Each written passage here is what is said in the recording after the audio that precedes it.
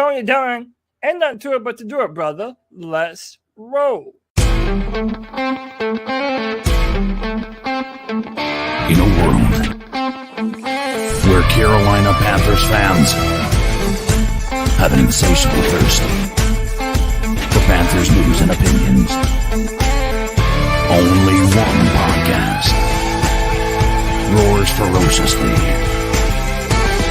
It's the C3 Panthers Podcast.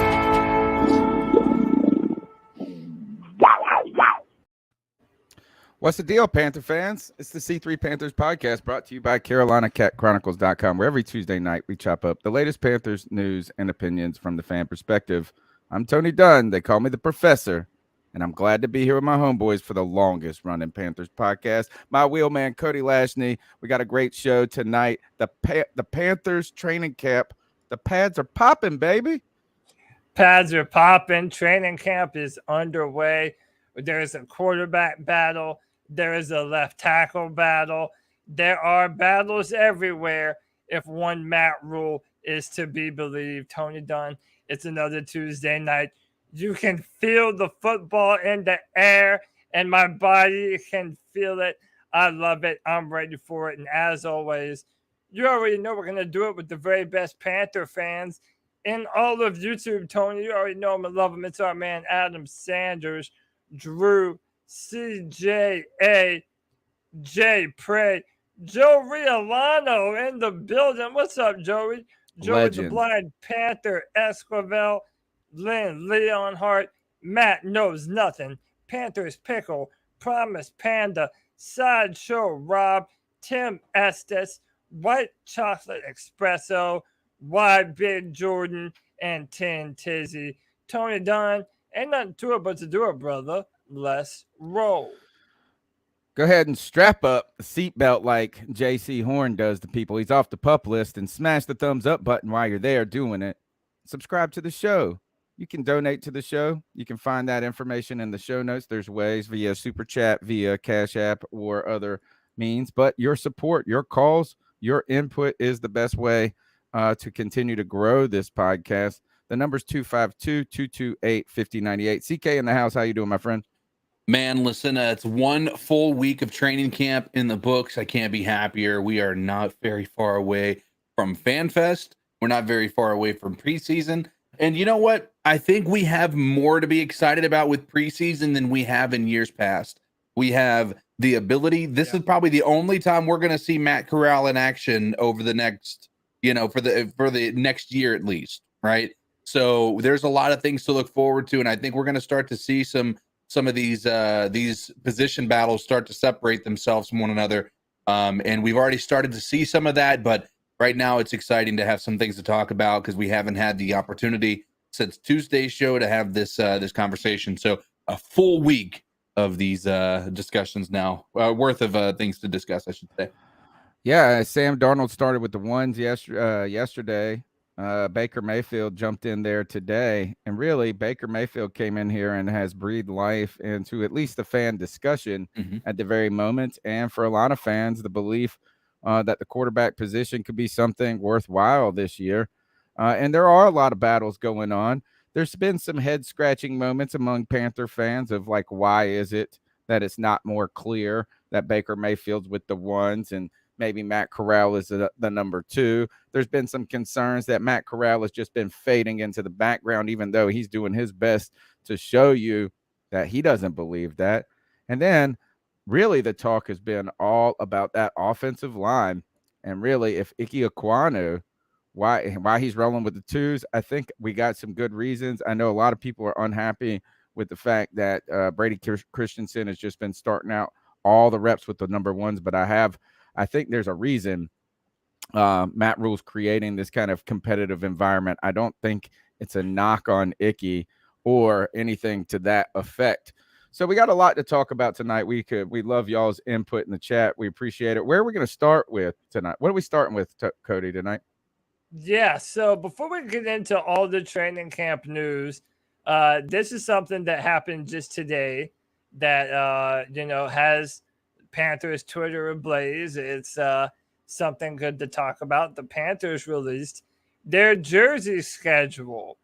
And you might notice that there's a common occurrence when you look at this schedule.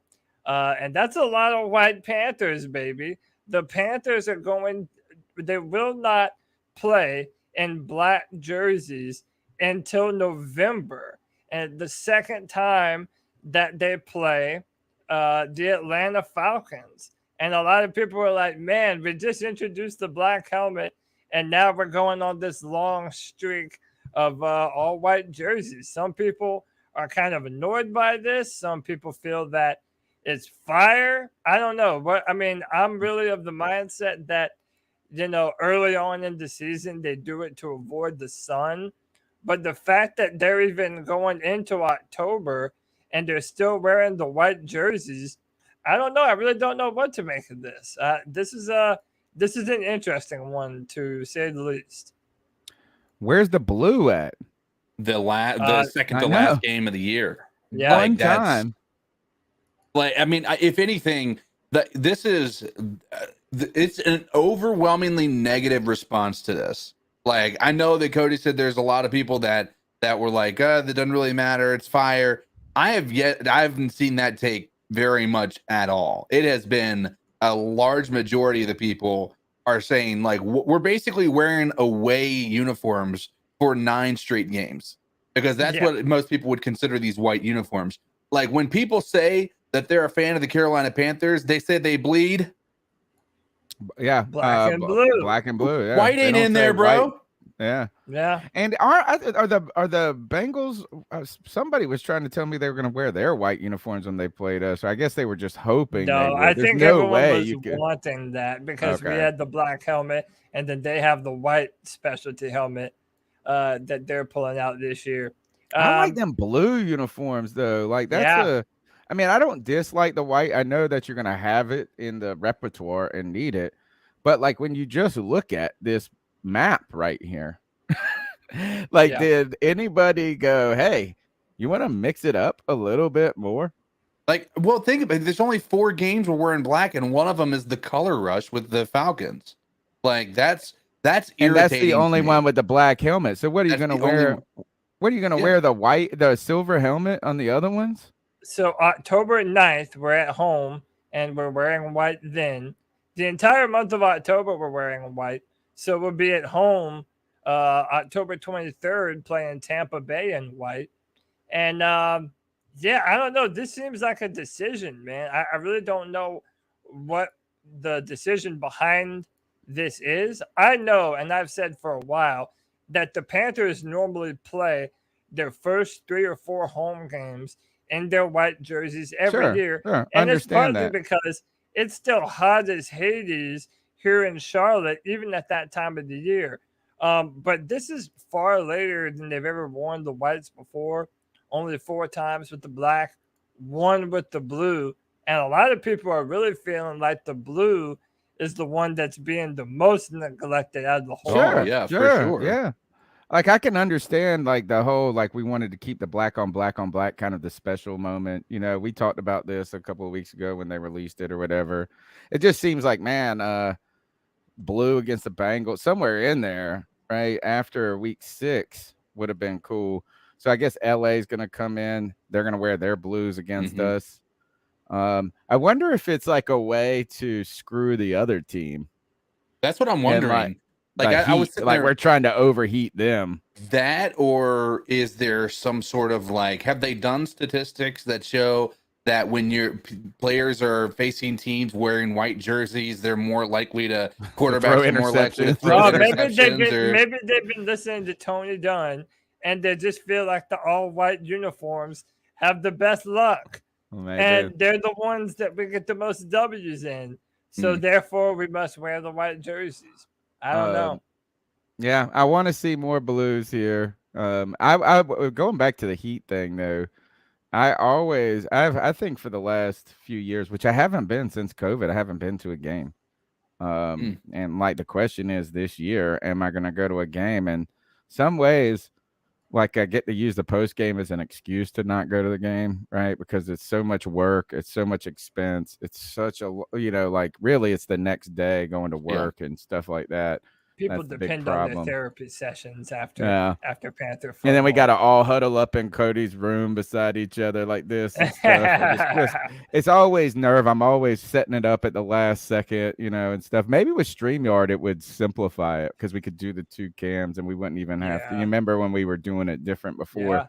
Yeah. But I have been for years saying, man, I won't go to a game before October. And then they always put somebody on the schedule I want to see before early. October, I mean, if you had your choice right here of what game you would want to go to, and I can't tell from the schedule which is home and away, or from this look. I mean, we know week 1 is at home. Is that LA game here? So these are the home games: the Browns, the Saints, the 49ers, Tampa Bay. We have Atlanta, Denver, the Steelers. We have the Tampa Bay Buccaneers and the Saints.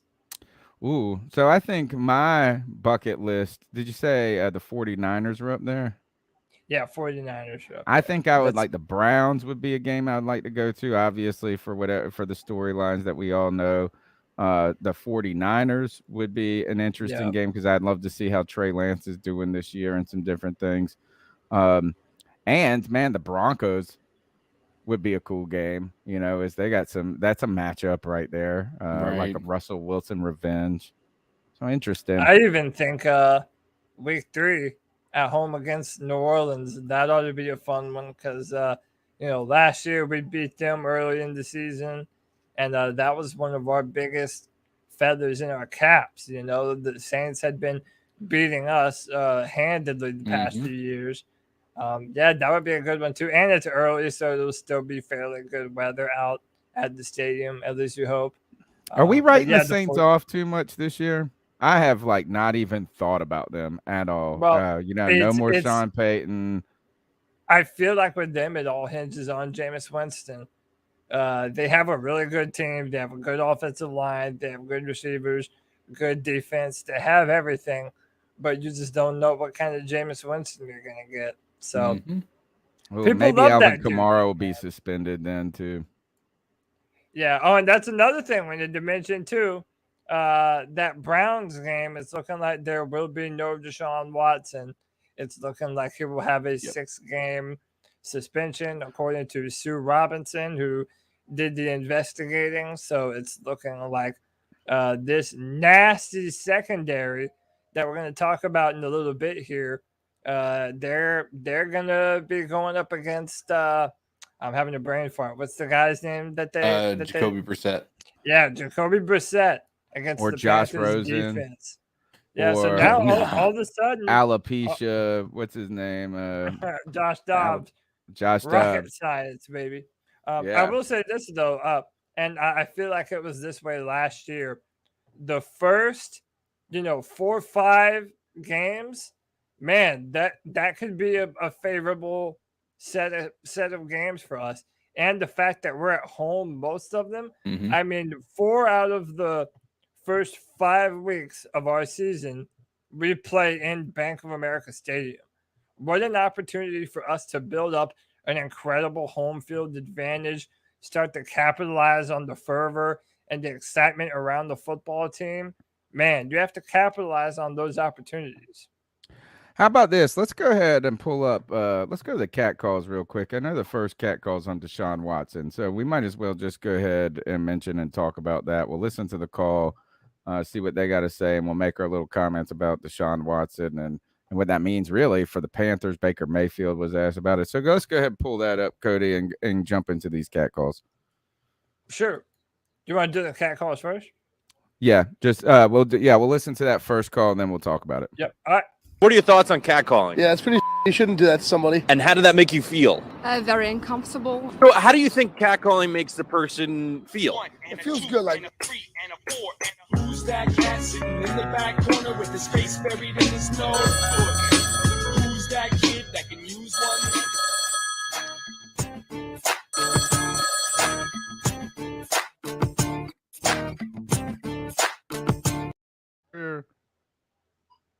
Hey guys, we'll talk briefly about this Deshaun Watson situation. A lot of people screaming at the NFL because he only got 6 games. Well, I understand that. But let's clarify a little bit. The NFL actually didn't suspend him. The Judge Robinson kind of recommended that issue, or did, or however you want to put it. The NFL originally wanted Watson gone a year. The NFL Players Association didn't want Watson to get anything because they don't think he did anything wrong. And if he did, they don't view it as the NFL has any business sticking their nose in it. Because the NFL Players Association is a lame ass organization who only cares to make their players multi-trillionaires and will fuck over every person in the world to get that done. My personal opinion is Deshaun Watson should never play in the NFL again. But the worst part of this whole situation is everybody's ignoring the organization for giving him a $230 million fully guaranteed contract. Who the fuck cares that the Browns? I hope the Browns fail in everything they do. I really, truly do. I hope the organization fails. I hope every employee with the Browns fail. I really do. I will despise the Cleveland Browns organization and its players for a very long time. That's just my opinion. All right, that's part one. He's got another part of the call coming in just a second, but we'll talk about that. What's interesting to me is I feel like maybe there's something to be see through this, is that, first of all, like, the NFL wants a year suspension. Bullshit. They gave all this stuff. Look, the Browns go and give this dude a raise.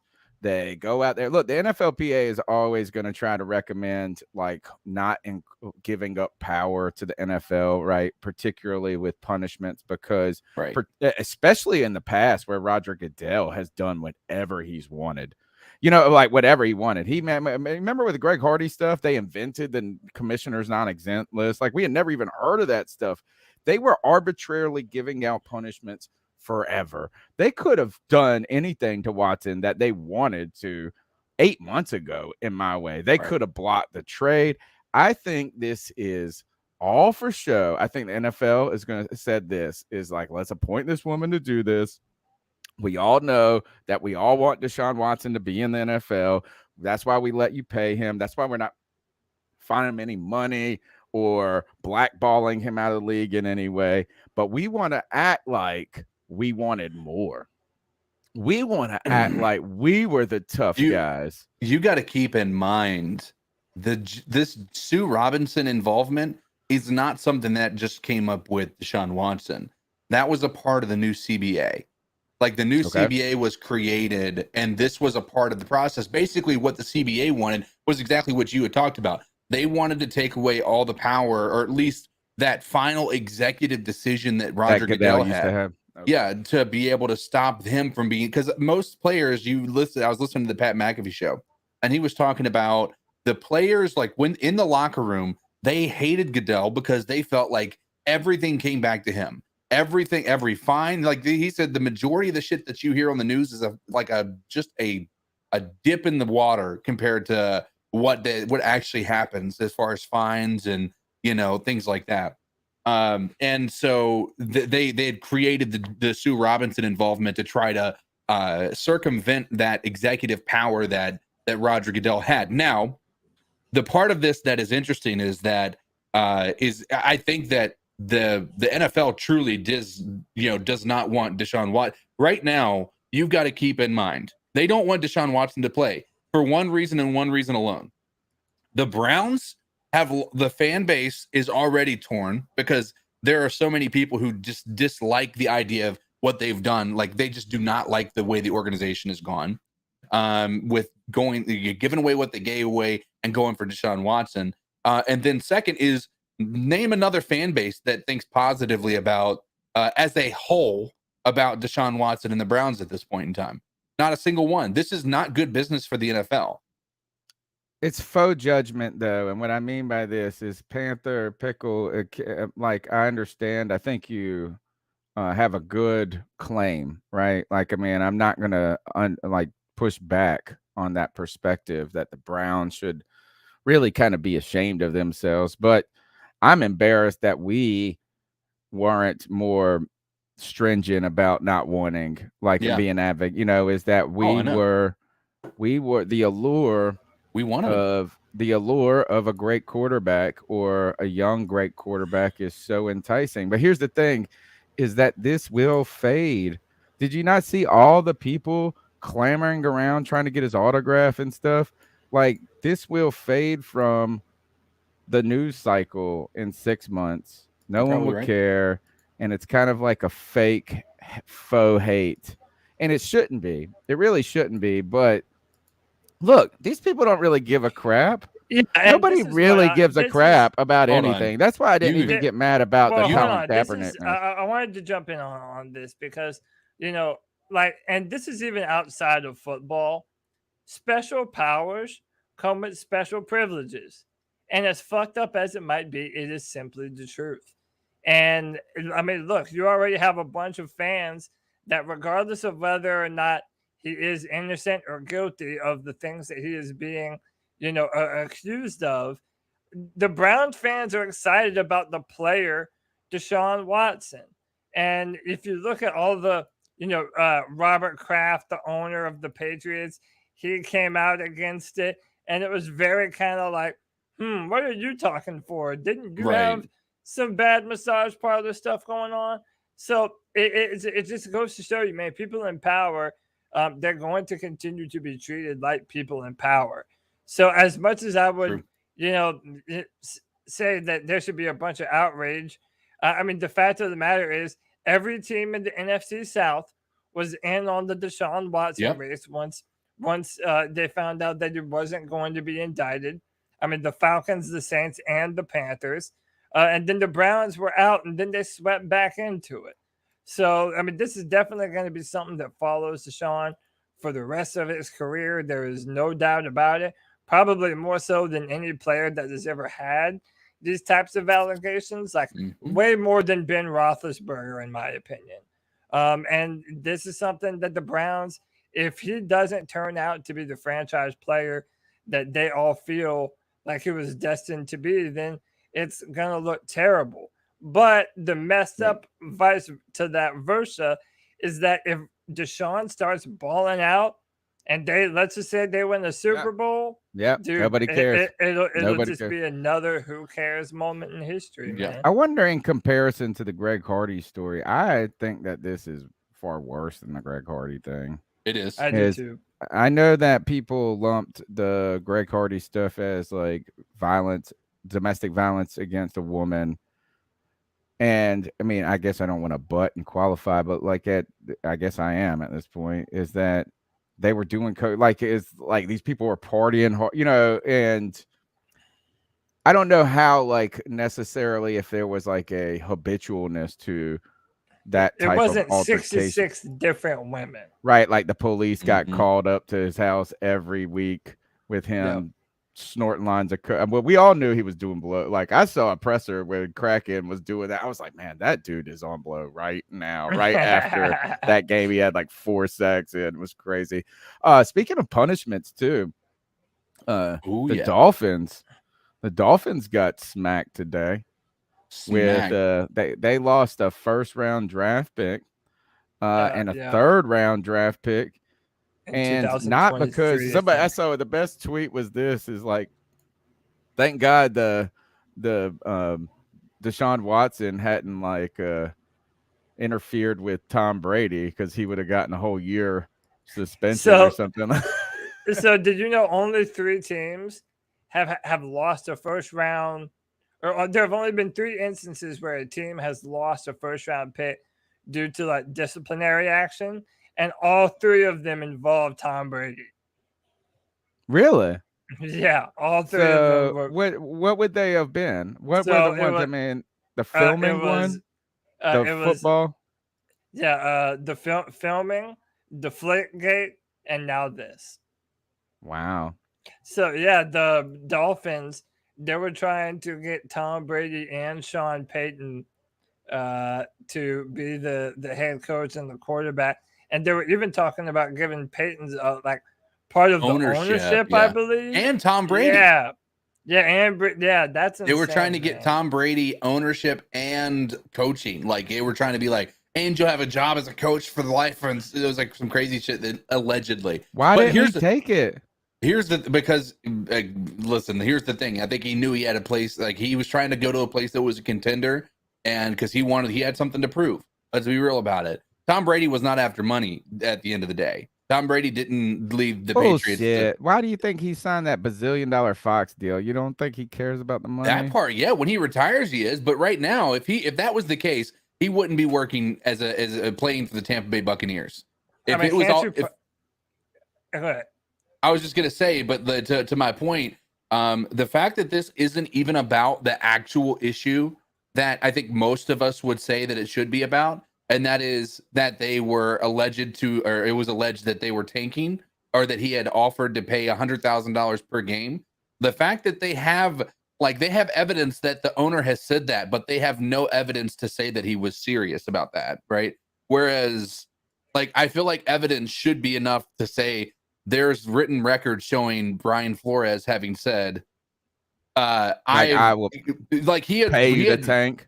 Well, no, not even just that. Even before he got fired, there's record of him having expressed his concern to executives above him, and then after these requests of tanking had taken place. So you have a record there, and you have people confirming that the owner has said those things, whether they be in jest or not. I just don't understand how this is.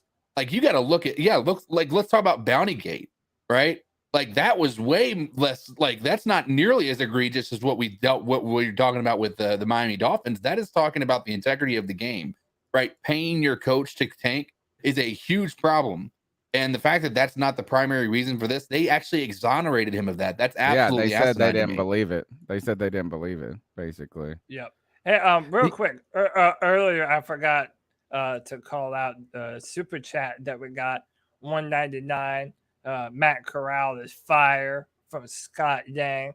Appreciate you, Scott. We'll be getting into that here quickly. Yeah, go ahead, CK. I didn't mean to.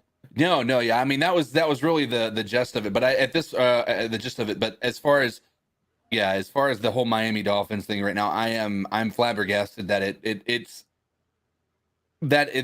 is what it was. Like, I think that it's not. I do think that somebody said it's a cover up. Like, I think this is the NFL saying, like, they're issuing a punishment for something else in an effort to try to take it similar to, so they don't have to deal into the race issue with coaches and some different things, like, because that's where the allegations. Who joined? Right. Did Wilkes join it too? Yeah, he joined it. Yeah. He is a part of it. Somebody else did too, I think. That's a great point. Is did they use this as sleight of hand to avoid that? The other thing that's kind of wild is I saw somebody is like, how did the Dolphins try to tank and be better? Like, you remember, like, they were trying to win for the last 2 decades and they couldn't get but 5 wins. They try to tank and they go 11-5. Or what, you know what I'm saying? Like, the last 2 years they're tanking and they're the best team they've ever had in some ways. So that's pretty wild. This is at the end of the day, the NFL, this is why it's unbeatable. It's something you can't, it's a behemoth. It's the Goliath of things. Right. This drama right here is better than the Guiding Light, Days of Our Lives. I know the kids probably don't even. Do they even have soap operas anymore? Do those shows come on during the day? I think so, but I don't know. I would have no way of knowing. Right, like General House, but these were all the stories, like, and they were always the most dramatic. It'd be like, whatever, this dude named Victor, he would be dead 7 times, and he's back, and he's got a kid with your mom, and it's just like the NFL right now, this news cycle. And I wonder if they were saving this and the Watson joint to drop at the same time, so we didn't know what to be more upset about and talk about. They do that kind of stuff. So it definitely wouldn't surprise me if that was the case. But look, it's that time of the show where we finally jump in to this training camp goodness that you've all been waiting for. But before we do that, listen, we have a bunch of freaks in the chat room, and they come here to hear us talk about Panther football. But before they get this beautiful training camp footage, they need to be shamed. CK, talk to him, Big Papa. Ladies and gentlemen, boys and girls, we have made it through one entire week of training camp. Now, why that's important for you to know is that we have very shortly, what is it, the 12th, the 13th, we have 11 days before we see any substantial Panthers football on the field, actually in plain action, potentially seeing our rookie quarterback, Matt Rhule, go out there. And you guys have come here to see not only what we think about what we've seen through the training camp, but also what we think is going to happen with these battles. But you haven't hit that like yet? You haven't subscribed to this? What? Subscriber shame.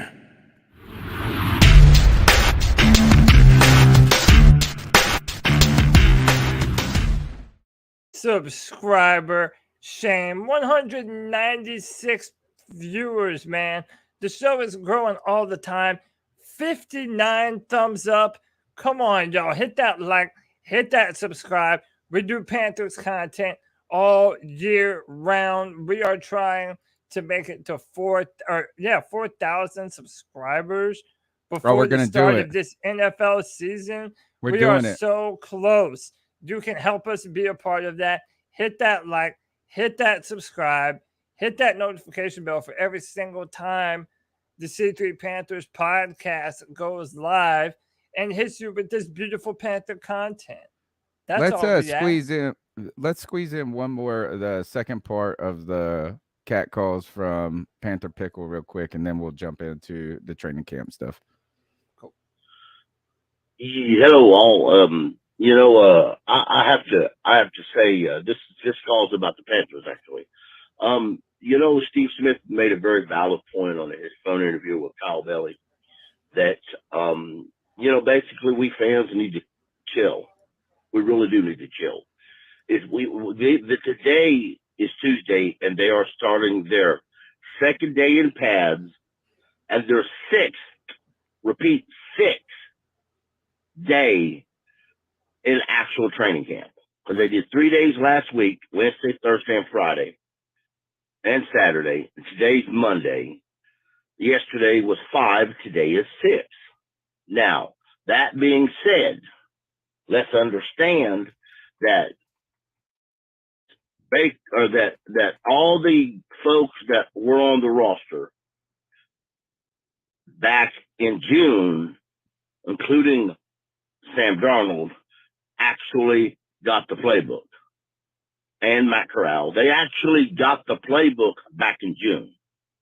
Baker didn't get it but a couple weeks ago. So let's understand that, okay? He's learning. He's progressing. He said today in a really good interview, or yesterday rather, I listened to it today, that it's not second nature yet, but he's learning it and he's progressing. That's what training camp is for, okay? We as fans seem to want to push our narrative all over the place. The offensive line is the only thing that bothers me. I don't like, given the fact that many of us believe Brady Christianson would start at guard. He's getting very little reps at guard, so I guess anything's possible. But, Cody, you may get your chance and have Ickey at guard. I believe in the end, Brady Christiansen and Ekwonu are going to be in the starting lineup.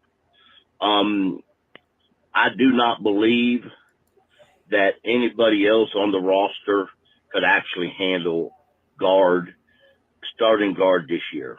I'd like to think Cade Maid could, but that's probably pushing it a little. Dude, I forgot Michael that guy was Jordan even on the is a team. joke of an offensive lineman. I keep asking this on Twitter, on YouTube, everywhere I go. I ask the same question. somebody somewhere put out some sort of video proof that Michael Jordan can play starting offensive lineup. Just one little clip, and nobody seems to have the intelligence or the comprehension or the ability to do that. So, all right, man. Great call and great way I to love Panther segue Pickle. in. Let's go. Great way. Yeah, man, really helped me navigate the Friday free for all. So thanks a lot, Panther Pickle, for and where were you at, Drew? I needed you. Needed you, Drew. Needed you. Nah, it was a great co-host. No, you held it down, man. You held it. You did a great job on the Friday free for all, filling in for your boy. The kids were you did behaved. good. The kids were behaved for the professor. The students, they were a little bit behaved. They were like, I don't know if we should act up like we should act like when Cody's around. But let's jump into the training camp content. Let's go ahead and start with Jaycee Horn. You know, this is something that we talked about a lot on the Friday free for all, is that should you be worried about it? Should you secretly be worried about it? Because I know the Panthers told you it's all precautionary. It's just foot soreness. They're easing him in. Clearly, they want to protect him, right? I mean, you see him running and doing this. You saw him doing these things in OTAs. You see him now in the pads. On the Friday free for all, we were just trying to be optimistic that this was precautionary, but at the same time, it was slightly disconcerting that it was the first day that he didn't even practice on the pup. But he's out there today. He's been activated. And Jaycee Horn's a dog, bro. So, like, we need him at this point. We need him. Your thoughts on Jaycee Horn and kind of the wariness to do too much with that foot too early? So I'm just not going to freak out about it. Yeah. I'm not going to freak out about it until there's reason to freak out about it. I think Jaycee Horn is going to have a breakout year this year, man. Look, I watched so much film from Jaycee Horn coming out of South Carolina. I feel like I got to watch him evolve, you know, from his sophomore season to his junior season. Again, he played at South Carolina. That's Clemson's rival. So I've been following him the past a couple of years. It feels like this guy is an elite talent. Okay, Jaycee Horn, I think, has the potential to be the best Panthers corner that we've potentially ever had. He has that type of ceiling. I'm so pumped. I think the backfield this year for the Panthers is going to be absolutely nasty. What's giving me even more excitement, Tony, is not even just Jaycee Horn, but all the reports indicate that our man CJ Henderson is having quite the training camp. I mean, genuinely out there balling. It really does look like he might be poised to have something of a breakout year this year. Apparently, him and DJ Moore have gotten after it. Him and Robbie Anderson have gotten after it. But this is a play from CJ Henderson right here, going up, batting the ball down. So, Tony, basically, I think that tandem of Jaycee Horn and CJ Henderson is about to be nightmare fuel for opposing receiving corps. I think if you add Dante Jackson to the mix, man, we have so much speed and aggression back there. If our defense plays effectively on the front seven, our guys should just be able to be ball hawks and play fast and snag footballs out the air. A lot of talk about CJ Henderson. Here is him, really kind of coming out of his shell in some ways, or at least people are trying to say that this is, not only is he playing well in camp, but, there's questions about how much he loved football, his demeanor and stuff here. This was a neat clip, I thought, on him and his relation, or getting to know Steve Wilkes. In the NFL, you don't really build a real relationship with coaches. Having a dinner with him was very different for me. So that was a big thing for me. And that was it. I mean, there's nothing much to it. Is that I thought that was cool. A lot of talk about Wilkes so far. People love Wilkes. We've always loved Wilkes, but it was nice. And he said, look, hey, is that the first thing that Wilkes did when he came to town was go eat dinner with me. And he said he's not used to that. CK, is it relieving to see Jaycee Horn out there? Yeah, I mean, I think I'd be foolish to say no. I think at this point in time, Jaycee Horn, like Cody said, I mean, we have a potential for breakout. You know, if he can come in here and actually perform and not get re-injured, dude, this secondary has the potential to be scary, especially if Dante Jackson can continue his leadership role within this room, this defensive back room. I mean, like I said, there's a lot of opportunity here, and listen, I'm here for it. I'm worried because outside of those three, I don't know that we have a very, stout defense, and so I'm worried if JC goes down again, we're back at square one, or if CJ or Dante, who is known to be injured, I'm concerned about that. But right now, on paper, I think we have potentially a very complete team, depending upon what happens with this quarterback competition. All teams rely on health. One of the things that you mentioned, Dante, he's been in the news a little bit about the trash talk. Baker Mayfield said he's been going after Shaq and Dante. I was trying to find this quote, and I could not find it. I thought that somebody I wonder if it's made up at this point. He said he doesn't know if Dante just talks a lot of trash or he just doesn't shut up or something, like he's just always talking. I thought that was funny. But speaking of Dante today, he got freaking roasted by Brandon Zylstra in practice today. And the people were talking about it in the Panthers. I tell you, that Kevin Avery, man, in the 4-man. I said, God, all I said was this, I said, Dante looked like he had some lead feet on that one. Not like, does anybody in this room think that Dante is slow? No. He's like the fastest dude on the team almost, so it's not like, he's like, oh, that's how DBs always look in training camp. And then the Brady Christianson play goes up and he goes, that's a hold right there, 15 yards. No. And I just wanted to write, that's how they always look in training camp. You should have. What I've learned is that we have a few players on our team that are very controversial and very divisive. And I found out the hard way that Dante Jackson is one of them. He's a player that people either love or they think that he is vastly overrated. Really? I don't think that. I'm a Dante Jackson lover. I think that he's a guy who is explosive, who's a ball hawk. And there has been some questions about his durability in the last couple of years. Last week we had somebody on the show and their name was Dante's Toe, which is a great name, and stuff like this. But so I don't think so. I think he plays. What was he, a second round pick?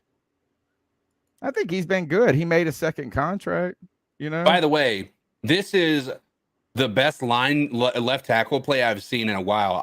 So many people were saying holding. This is textbook when you're going against the speed rusher like that. That is textbook left tackle play. I don't know about you, Cody, but that looked great to me.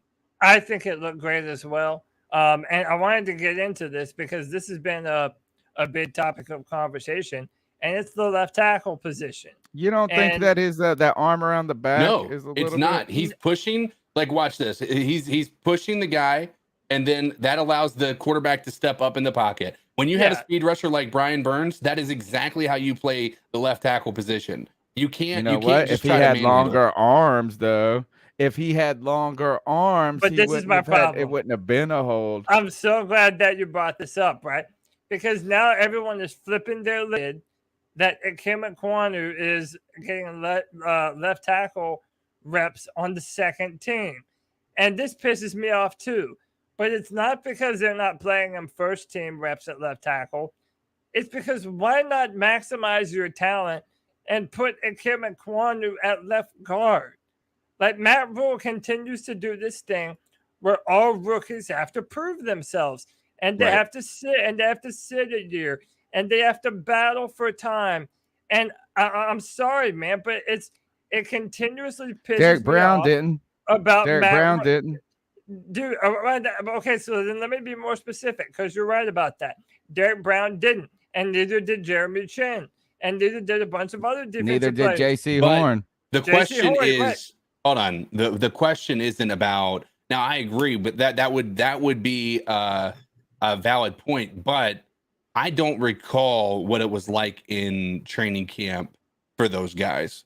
Like I really don't remember. I don't know. I can't remember. I do you recall, were they taking reps with the ones, or were they immediately up there? Yeah, I don't know. Well, That's a but great question. also- Is like, are we not remembering it as well as clearly as we want?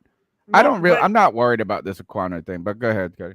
I am, because to me, and I think it does point to a very specific problem. Matt Rhule is not comfortable playing rookie offensive players. Right. And I personally think that it's a detriment to our football team. Look at He how didn't have a good problem Brady playing Christianson- Chuba.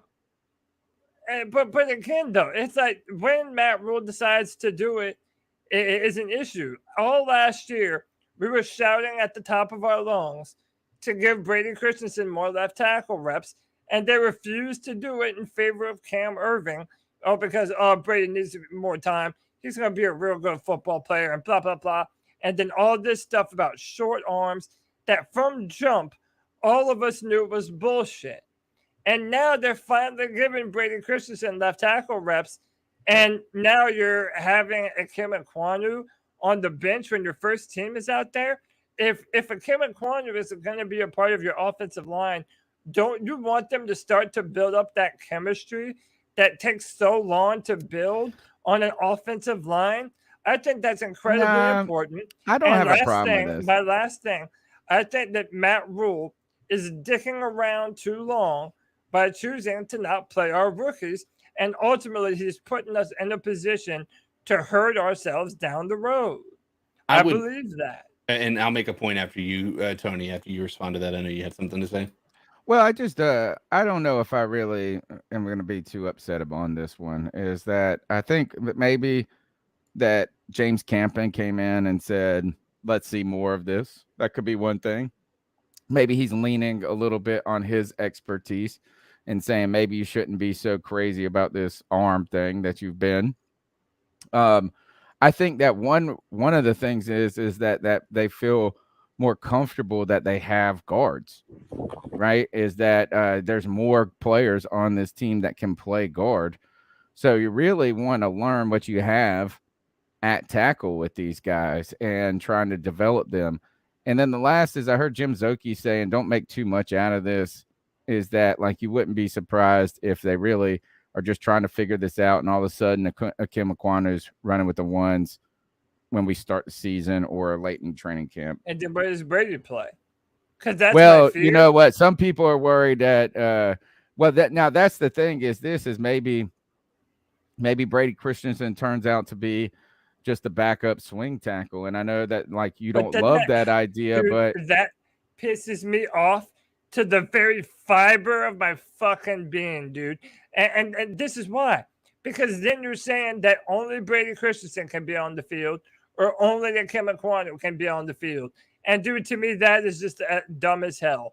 Brady Christianson and Ikem Ekwonu need to be on this offensive line at the same time. They are both versatile enough to do it. I think if you're going to put one on the bench in favor of the other, and then on top of that, put Michael Jordan or Pat Elflein in front of them, dude, that's criminal, in my opinion. And I it is such a good thing, though. This is such a good thing, though, is that like last year we were going with Cam Irvin or nothing. So this is kind of like a better problem. Go ahead, CK. I know you had something. Yeah, I mean, so that brings up another point for me, though. Like, I know that we want there to be a quarterback competition, right? But at what point does this splitting the reps with our ones causing a problem for whatever quarterback ends up being the starter, right? Can we not just make a decision on the guy we think is going to be the starter and then let him get those reps in? I'm not saying like I just this back and forth. I feel like I don't know how often that comes out as being a positive. I agree. For this is a good point.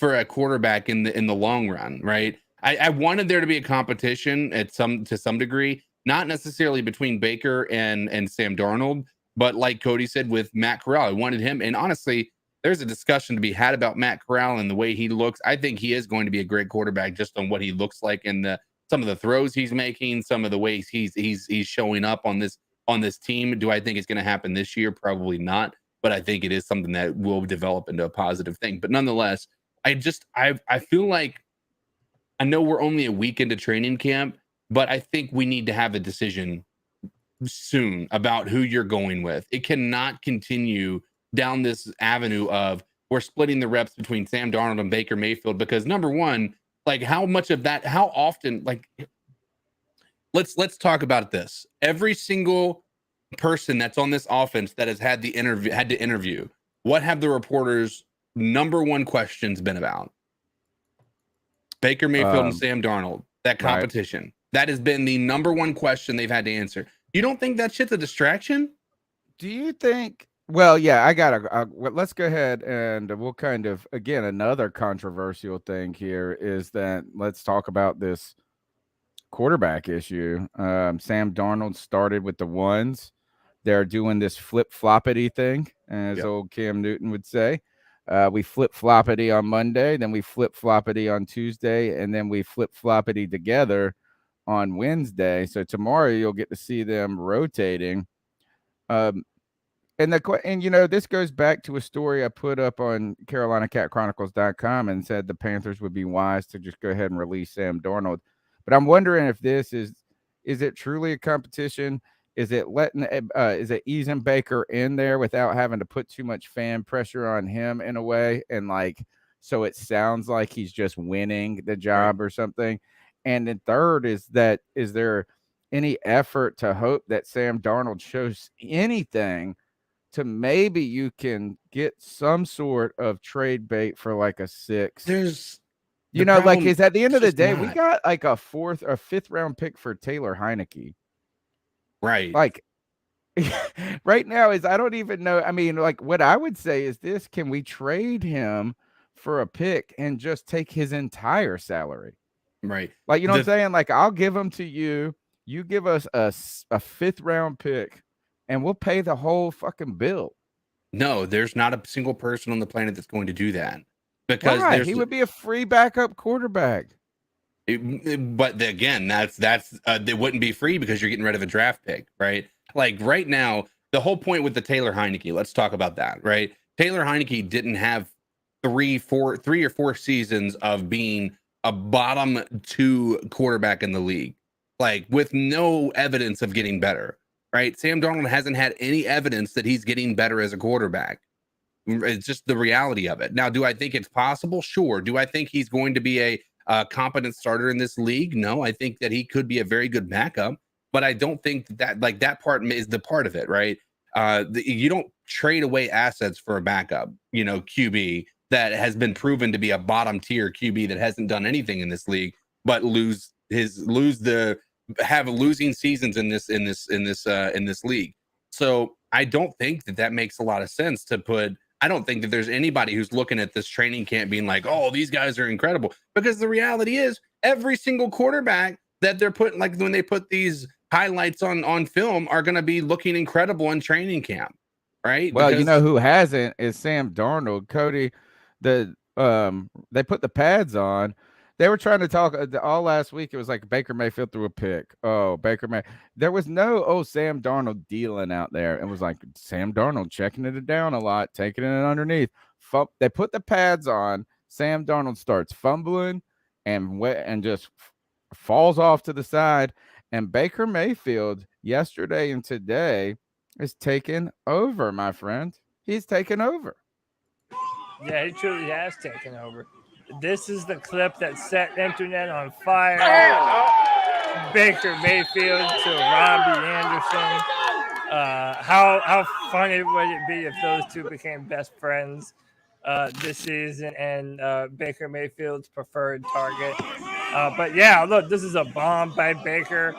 Perfect placement. Look at that ball, dude. Right out in front of him where only Robbie Anderson can get it. It was a great pass. That's the story, though, is not even yet last week when he was turning the ball over occasionally, is the propensity to push the ball down the field. rather than just being scared. And like as the game slows down, as he gets better used to the playbook. So Cody, are you softening your bottom for Baker bottom? No, dude. Are you kidding me? The Panthers went 3 games last season undefeated to start the year with Sam Darnold. And I'm But supposed he to didn't start even being throw a believer. touchdown. Like he just Well, rushed for a touchdown. Look, I am not going to say that this isn't hopeful, that this isn't what we want to see. It absolutely is. I want to see these kind of plays being made by Baker Mayfield, dropping dimes in the bucket, okay? But, I mean, as of right now, he hasn't earned anything, and I want to see him prove it even more. I do think it's a step in the right direction, and I think Matt Rhule lied to us. There is no competition. I told you there wasn't. I told you there wasn't. Baker Mayfield's team. Baker Mayfield is the starter. And I'll agree with what CK was saying. Every single day that they split reps between Sam Darnold and Baker Mayfield, like now you're just wasting time. You're just wasting preparation time for Baker Mayfield to continue to learn the offense, get into rhythm, and actually be the starter. Or wasting time for your boy, Matt Corral. Maybe that's the thing that we should really is that if this is Baker, we're giving, we think that Baker is obviously going to get the job. He's winning the job. Right.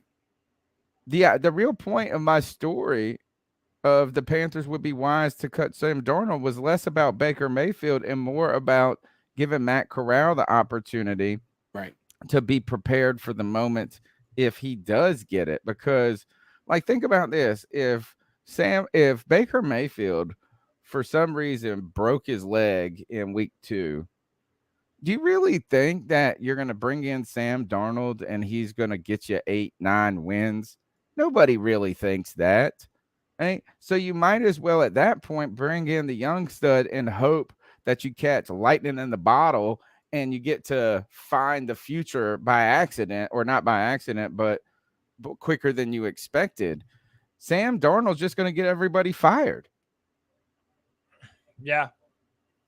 Look, do you know I have no disagreements. I mean, if Sam could be out the door tomorrow, I would love that. I think that is a shorter bridge to Matt Corral. And I do want to take a moment to talk about Matt Corral. Oh, boy. Matt Corral got everybody hyped.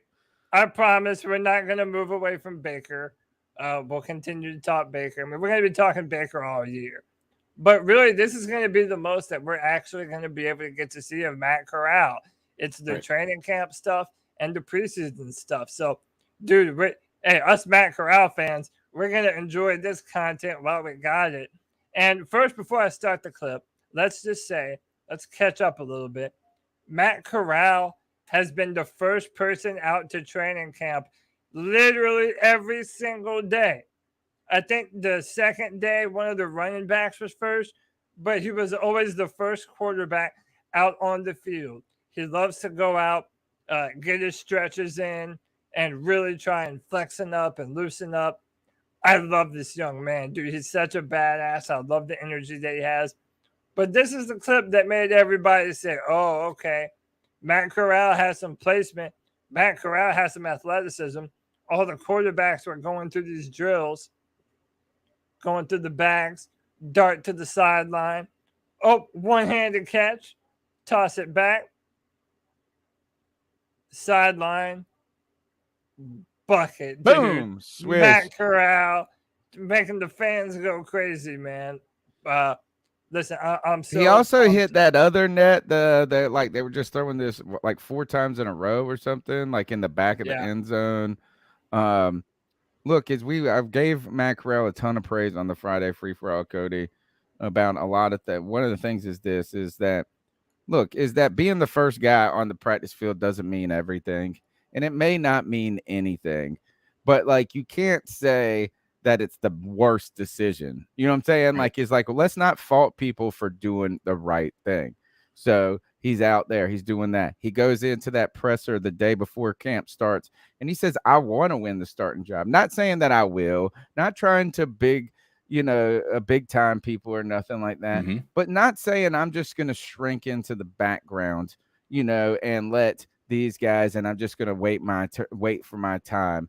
So he's doing this, like, and then on top of that, he said this is like he goes out there, and while they're where they're saying the cadence, they're doing the checks. He's doing that. Somebody commented that he's doing that on the sideline when he's not doing the play. He said now he's going through the whole script, even when it's not his. So the kid's doing all the right things. Yeah. So let's not fault him for any of that. You don't ever fault anybody for doing the right thing. He's not. You don't fault him. I think the biggest thing is it's easy.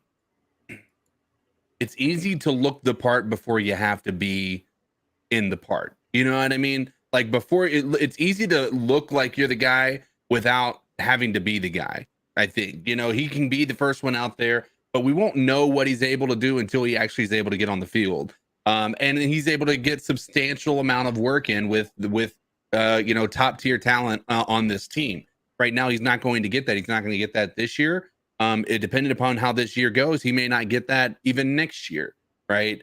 At this point in time, I think Matt Corral looks really good. I love it's hard to look at him throw the ball and think that he isn't going to be a great quarterback. He's got such an incredible release, and the way that ball comes out is just, it's clean. Like there's no other way to describe it. It's legitimately one of the quickest releases I've ever seen in my life. I mean, legit. Yeah, it's like so quick that one of my friends thinks it looks funny.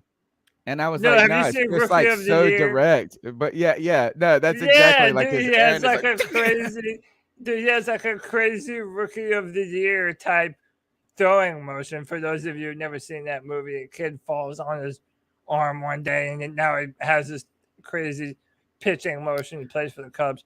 I'm so excited about Matt Corral. I think that he just has such a bright future for the Carolina Panthers. It's to the point where it's like I'm frustrated again that he doesn't have a legitimate opportunity to compete for that starting job. I think that he would probably be a lot farther along than people think. I did want to share the thoughts of one Steve Smith and what he had to say about Matt Corral. Impressing me. So Matt Corral impressing me. Man, I'm just an out-of-shape old football player that used to play, right? But at the end of the day, I know ball, and I know a good player when I see him, just like I know a bad player when I see him. Matt Corral is about a year or two away from being a starting quarterback for this Carolina Panthers team. The boy has it. He can play, but he needs to learn. I feel like Smitty's job now is to kind of run propaganda for the Matt Rhule regime. Oh, totally. Dude, he is a puff piece. Now that he's in good with the Panthers. With the Panthers. And by the way, I'm not saying that he's wrong. He might need some time to sit. But listen, Matt Corral, even in the very few reps that he has gotten, he has been very impressive. You see the athleticism. You see the arm talent. You see the dedication. All of the traits that you want from a quarterback, it does feel like Matt Corral is embodying all those things. Mm-hmm. Well, I'm in the middle between you, because I don't really think that he needs to be really trying for the starting quarterback position. I think that it's fine to take that, like what Smitty's saying. I think the problem for me, though, or not a problem, is that Sam Darnold has done nothing at this point. You haven't heard any praise about his play or anything about how he's looking like a confident dude out there or anything to that effect. For me, I understand the Baker Mayfield the Baker Mayfield move and the Matt Corral behind him. It just makes more sense to me. It's the Sam Darnold thing that's just making, for me, Matt Corral, I don't need him working with the ones, but I need him just getting more reps, period. And now they're splitting him down the road. So look, is a big praise though for Matt Corral. And that's big praise from Steve Smith, he's not nice to everybody, dude. He is not. I mean, he has softened a little bit because now he said DJ Moore is the most underrated receiver in the league. That was another one. So Cool stuff. I want to thank everybody who's tuning into the chat room right now or into the show. There's 219 people watching right now. You can call into the show at 252-228-5098. That's 252-228-5098. We'd love to hear what your thoughts about Baker Mayfield, Matt Corral, Sam Darnold in that competition. Is the competition real? That's a question we asked a few weeks ago. Is the competition real at all, or is it just farcical? What do you think about Brady, Christianson, Ickey, Ekwonu, and Michael Jordan and all of these guys, how they're going to fit on this offensive line? We want to know what you're thinking about in this training camp. You can support the show by smashing the thumbs up button, subscribing, man. We're almost at 4,000 subscribers. And the best part about our subscribers, they ain't fake subscribers. We get 4,000 subscribers and 3,999 of them watch the show each week. It's fantastic. We appreciate you guys.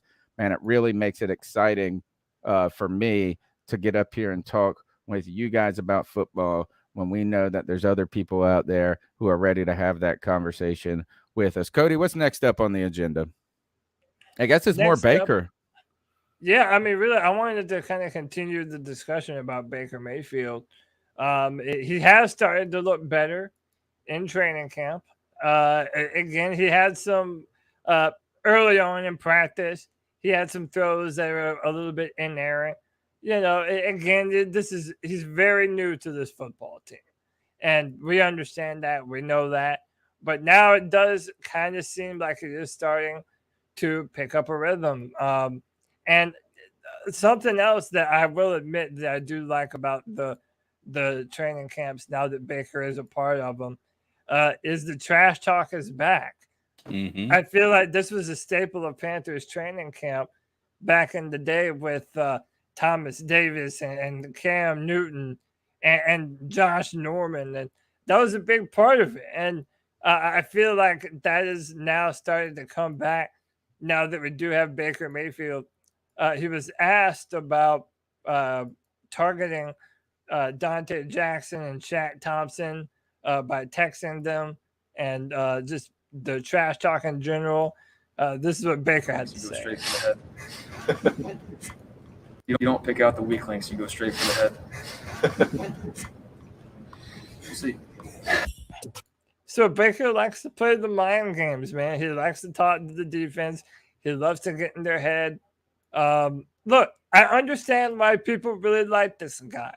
I do. I understand. I do think that he has a very good opportunity in front of him to prove a lot of doubters wrong. We'll see if he's able to do it. Like I said, I have my reservations. Everyone's ready to kind of crown him the king, I feel like. I'm not at that point yet, and it might take a while before I get to that point.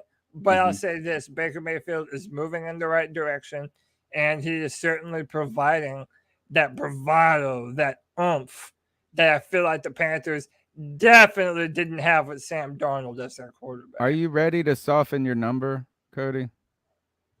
No. Do you remember what it is? What? How many games before I want to re-sign? No. I said to you, what would it take for you to want a Baker Mayfield jersey? We have a deal. We have a deal like if how many games would it take? I'm going to buy you one if he wins 7. The chat's going to buy you one if he wins 10. And then you said you would buy one and wear it if he had 45 touchdowns. That was the number, 45. Come on, are you ready to soften that a little? No, and more importantly, if you look at what was it, a year or two ago, where the 49ers, they went to the NFC Championship game with Jimmy Garoppolo, and they're still moving on to Trey Lance. I'm all but about. He had probably like 18 touchdowns. Not no damn. You know, my man said. All 40. I'm saying is that I am down with Baker Mayfield for this year, but I believe Matt Corral is the future, and I'm looking forward to that. It would have to take a lot for me to want Baker to continue being the long-term quarterback. But again, if he proves it, then I'll say I'm wrong. But right now I remain the same, man. I think that this year the Panthers are going to be a better team. I think that Baker Mayfield is going to take a step forward. but I think he's another bridge until Matt Corral. What do you think the odds are that Baker is the comeback player of the year? It depends on Christian McCaffrey. Do you feel? Yeah, that's true. Do you feel like it is more like, because that is mainly reserved for people who were injured, right? Yeah, I don't think it's yeah. usually like players who stunk, and I don't think they try to embarrass them like that. You know, it's like, normally you were like stinking. injured players, like if you had an injury or I mean, I something guess happened to you Baker along could those lines. Baker could fall into that category, I suppose. But if Baker were to play well enough to where he got comeback player of the year, and he looked this 22, his 2020 had his 2020 type season, is that worthy enough for you to want to have Baker Mayfield be the guy moving forward? No. Really? Yeah. That was like top 10 level quarterback play. I feel like it's still mid-tier. I feel like that was the product of a really good team around him, and he was able to do enough, and it is able to win. But I think that he's not the guy that puts you over the edge. And I feel like Matt Corral, he has not proven that yet, obviously, but I believe he does have the potential to be that. And by the way, if Baker can do that, then yeah, I'm all for it. But he has to prove that he can do that before I'm willing to say that, yeah, he's the guy that I want to be leading the Carolina Panthers for the next how many years, you know? But what about a big time step up? Right, but let's say he does. I mean, because anything, like, let's be real about it. His 2020, stats and the way he performed in 2020 would be a big step up from last year, right? So, For us, yeah. right. Well, I mean, as a whole for him, right? If he can come in here learning a new system again, a completely new host of weapons, and he's able to perform at a high level, then even if he's listed as a top 10 quarterback, right? By the end of the year, right? Do you really believe that it makes more sense to roll the dice on Matt Corral than it is to go forward with a guy like Baker Mayfield, who has been proven to be able to do it on 3 different occasions in 5 years? Well, then you're probably talking about the franchise tag, right? If he does do something like that, then I think the franchise tag is probably an option. The question is, would Baker even want to sign a franchise tag? By the way, that's why I was opposed to this whole thing. Yes, he would. He would not have he doesn't have the factor, like to sit out. You know what I'm saying? So a 2020 type of season doesn't give him that kind of leverage? Not to say I'm going to sit out a year and somebody else will pick me up after a year, because that's what you have to do. Is you have to say, I'm going to sit out, I'm going to ruin your season, and you're either going to give me a cut. Yeah, not after just taking a pay cut too. Yeah. And the other thing is how is Baker Mayfield going to get comeback player of the year when Deshaun Watson's going to get it? And he's actually going to come on your back. I was about to say, it's come back, not come on back. Hey. All right. Can we go to the next call? Yeah. Let's get back into the cat calls. The number is 252-228-5098 when you want to hear your Sorry, thoughts kids, on by this. the way. I know. But you know what? That's like actually. Kids. Yep. Actually, I said that to someone earlier today. And you guys cover me on this call, please. Yep. Hey, boys. Baby Rhino here. Tuesday Baby Rhino afternoon. Hopefully you guys were getting prepped for your show tonight. So, yeah, just a couple things here. I'm kind of disappointed so far in the training camp process and the lack of coverage. I know they've got rules and whatnot. Just not finding much out there to see how things look. However, I did stumble across some highlights of some of the drills Matt Corral was doing, and a lot of positive out of that, such as throwing in the net and whatnot. Curious to know if you guys have a certain place that you guys go to get your content as far as training camp coverage. But other than that, I'm not really worried about how they're doing the offensive line or anything like that. Quarterback remains a topic of discussion, but really not worried about that as well. You guys keep doing what you're doing. Everybody hit that like thumbs up button, and keep pounding. Keep pounding. Yeah, I mean, look, I think looking at this entire team, right now, CK, there's a lot of moving parts. Right. We're obviously talking about this quarterback competition. He mentioned the offensive line there as well. I'm just wondering, like, truly what's real, and that's what I think is what's most frustrating about Matt Rhule, is that so many times in his press conference and through his words, he will say one thing, and then through his actions, we kind of see another. That's kind of what worries me at the moment with him. Right. I always feel like there is enough talent on the Carolina Panthers for us to be a highly successful, highly competitive football team. Mm-hmm. But it's just our leadership that always kind of leaves me questioning and worrying about whether or not we're going to get our be able to do our anything, hopes, just pulled out from under us again. Yeah, no, I mean, I think that's been the question for far too often, and that's why I think we're really hungry for. We've been waiting for that core. I mean, that let's be real, we've been waiting for a coach that we feel like is going to be a decades-long coach, and we thought we had it in Ron Rivera. We didn't. We were hoping that Matt Rhule was going to be that guy. He's clearly not, or at least he hasn't shown that he is yet. And I think that's also a byproduct of us wanting a good quarterback as well. Obviously, we want to see the good quarterback play, but we want to have that leader who's able to, be a leader who's able to win over this locker room and be a staple as we, as far as leadership goes for this team. I'm right there with you. I think I'm too tired of this constant run for trying to chase after a good coach and a good quarterback at this point in time. Yeah. You want to do the next call, Tony? Let's go.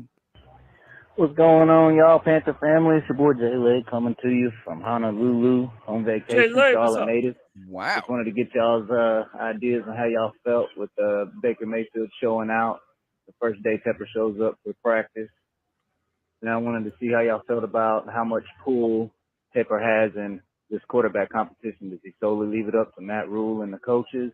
Does he go into the meeting room and say, hey, I like this guy. I like the swag he has about him. Let's give him a shot. Just wanted to see what y'all thought about that. Let me know. Mokalakahiki. Hey, man, I think that David Tepper, when he hired Matt Rhule, he wanted a guy that he would be able to leave all the football decisions to. Whether or not he still feels that comfortable about Matt Rhule, I don't know. I kind of think that Matt Rhule and Scott Fitterer are the ones that are really pulling the reins of the Panthers organization. I'm sure if David Tepper came in and said, hey, I wanted to see more of this guy or that guy, certainly he could make it happen. But I just don't know if, like, personnel-wise and during the season, I don't know how heavily involved David Tepper is in the day-to-day runnings of the Carolina Panthers. To be frank, I hope none at all. I mean, based on his actions and the things that he has done and all of the news that has been associated with David Tepper, I don't want him anywhere near making actual football decisions for the Carolina Panthers. He has proven that there is a lot about football that he still doesn't quite know a lot about yet. I mean, and I think that's just the truth. I think fans at this point can, safely say that about David Tepper. I really do feel like Fitterer over everyone is probably in control of most of the moves that the Panthers are making.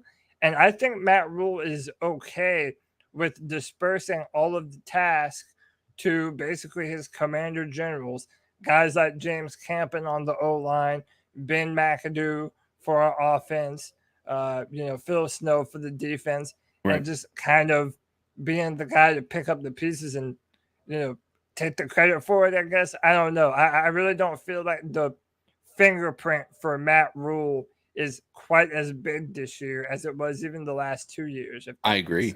I think it makes sense, though, and I think that it's a part of why I think that some of us have been a bit more willing to accept that maybe Matt Rhule could be a good coach. Being a coach in the NFL, there's things that do find coach. I think a lot has to do with recognition that you are not an expert in all things football, right? Like he wants to, but you cannot. He can be, and on the college, you can basically know enough about every position to be a good coach and coach pretty much every position up, right? And coach these guys, but you cannot do that in the NFL. It's all about, and they say it's a game of inches, and it cannot be more true, right? So you need to have these experts. You need to be able to delegate these responsibilities to other people so that you can focus on the things that are really important. And that is the things that are going to be about leadership, the game plan, learning more. Like it's all about delegating. And I think at this point in time, Matt Rhule is starting to learn that. And I think he's fine with letting some of these decisions, like for instance, the Scott Fitterer with like the way the draft goes and all that stuff. I think he's all right with Scott Fitterer taking the credit for that stuff or the blame for some of that stuff, right? Because at this point in time, he's been on an island by himself outside of having to deal with Marty Herney for the first, year, of his tenure here. Like last year, everything was on Matt Rhule. The first year, everything was on Matt Rhule. This is the first year I think that he feels like it's not all on his shoulders anymore. Yeah. Well, I think the best thing about Matt Rhule too is, look, I'm not ready to say that Matt Rhule can be a good or great coach. I need to see him just be okay going forward, right? Right now, I'm just interested if he can make it as an NFL coach. Right. But I think you're really on to something, CK, is that he bit off a little bit more than he could chew, like a lot of college coaches do, coming in thinking that, and this was the whole point that I had with, is that it's not the football part that's hard. It's the managing the personnel, the roster throughout the season. You have a smaller roster. How does it all work? What are the rhythms? When do you know who your guys are? When do you know when you need to start looking at talent and develop it for next year? When do you get in the trade block and try to do something? And that experience with the rhythm of an NFL season was a problem, or at least a challenge, or what I was most concerned about Matt Rhule. And it wasn't just him. Again, how many shows did we break down? Do you remember that one show we spent like an hour and we went through the whole list of assistant coaches from like not just the coordinators, but down to the assistant and assistants, the interns and all this. And we looked at their experience, and they all had promising things about them, but they had zero NFL experience. And right now, I think the best thing that Matt Rhule has done has admitted that he was wrong on that, and went out and got a full staff of NFL dudes. In fact, Cody, while we play the next call, go ahead. If you can hunt down that Pasqualoni. Actually, I might have it. I think I got it saved in my bookmarks right here. I'll share it right now. I think this is so we brought in, how about we brought in Phil Snow's older brother to coach the defensive line. And to me, I think this is right here where you can kind of see that type of experience that I was hoping and talking or looking for. Let's see if you guys can hear this. We can't come in here, hit this thing, and not condense the spring. The spring is pretty tight. It takes a good punch to do it. So what we're working on is the violence in the punch and the separation and the weight on the inside of our feet and driving the sleds back. Then reset. So what we got here is Paul Pasqualoni is he's 70-something years. Man, this dude's been in the league forever. You go and get, maybe that's got to do some of the things that you're concerned about with Brady Christianson and Ickey Ekwonu, is that we got James Camp and we got this guy who has been around real NFL offensive lines and had great success in this league. My biggest concern is if Ben McAdoo might die this season. That is my concern. Have you seen pictures of him? He looks terrible. Matt Rhule looks better. Like, Matt Rhule looks healthier. I was worried about Matt Rhule. He was so stressed out last year. I know we were part of the reason he was. But damn, Ben McAdoo looks horrible right now, man. Yeah, he's blown up. But hey, how about this? There are some NFL coaches that are good just being big fat dudes. You know what I mean? Like, I don't care. It's just I'm worried about how about this? Is I need him to live through the season. you're worried about his I health. You're mean, worried about his bum Tony, picker. let's look how long Andy Reid's been in this league. I mean, we're good. Greg Roman, the offensive coordinator for the Ravens, is a big dude too. John Yeah, Madden but there's was a difference between I being agree with you though. heavy Yes. and being. Hold on, let me see if I can pull up this picture. Here, we'll go to the next call. I search down. Let's search. Somebody's got to search up some Ben McAdoo awfulness. All right, let's go to the next call. Podcast brothers, how y'all doing? What's up, G? What up, G? Hey, man. I know y'all seen the shit during training camp, man. That beautiful bomb by Baker Mayfield, the good old Robbie Anderson. Robbie with an IE. Yeah. We didn't talk You think about retiring and everything, man. That was a good ass damn pass. I know it's this training camp and everything like that, man. Could that be things to come? I don't know, man. And did you see that one interception that then Frankie Louvu got, man? Frankie Louvu might surprise some people, man. I'm telling you, man. Oh yeah. I played with that dude on Madden. You know, I take Jermaine Carter out and I put Frankie Louvu in there, man. And that dude, he's okay, man. So we're going to see, man. Give me your takes on what you saw in training camp and about Frankie Louvu. Yeah, man. Frankie Louvu had a big interception, right? That people were very excited about. Yeah. It was on Sam, I think. Yeah, this one right here. Oh. I'll play one more time. Frankie Louvu tipping the pass across the middle. Dude, I think Frankie has all-pro potential. I mean, this dude flies around the field. He's aggressive. He's fast. He's tough. He's a vocal leader, so he has a little bit of that Thomas Davis in him.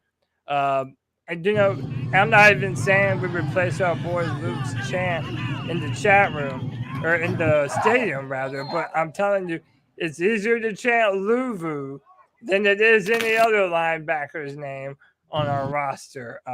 I think he's going to do big-time things for us this year.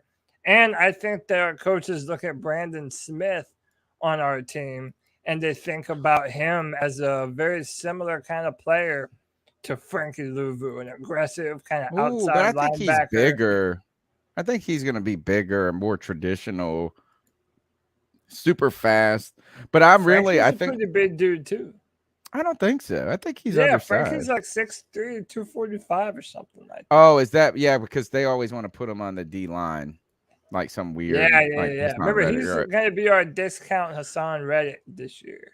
I do think that that Shaq Thompson being out might be a blessing in disguise for this team, particularly with the questions surrounding the linebacker and just getting development, that reps. Particularly, I saw a lot of people saying Brandon Smith is running with the 1s and the 2s at times. Yeah, and that's exciting to hear. And somebody I saw said, and I don't know if it was it was. I mean, I think it may have been Rashad from PNP who said he's our discount Micah Parsons. Yeah. Or I don't know who said it, but I think, I thought that was an interesting kind of comparison right there. All right, let's go to the next call. The number is 252-228-5098. We want to hear your thoughts on this training camp about Baker Mayfield, about Sam Darnold, Matt Corral, this offensive line. Does anybody believe Michael Jordan is going to be more? Well, you know what? Matt Rhule thinks he's the brand. What do you guys think? And what else do you want to see? And look, the preseason is right around the corner. Don't we have a game like 2 days from now? I think the Hall of Fame game is Thursday.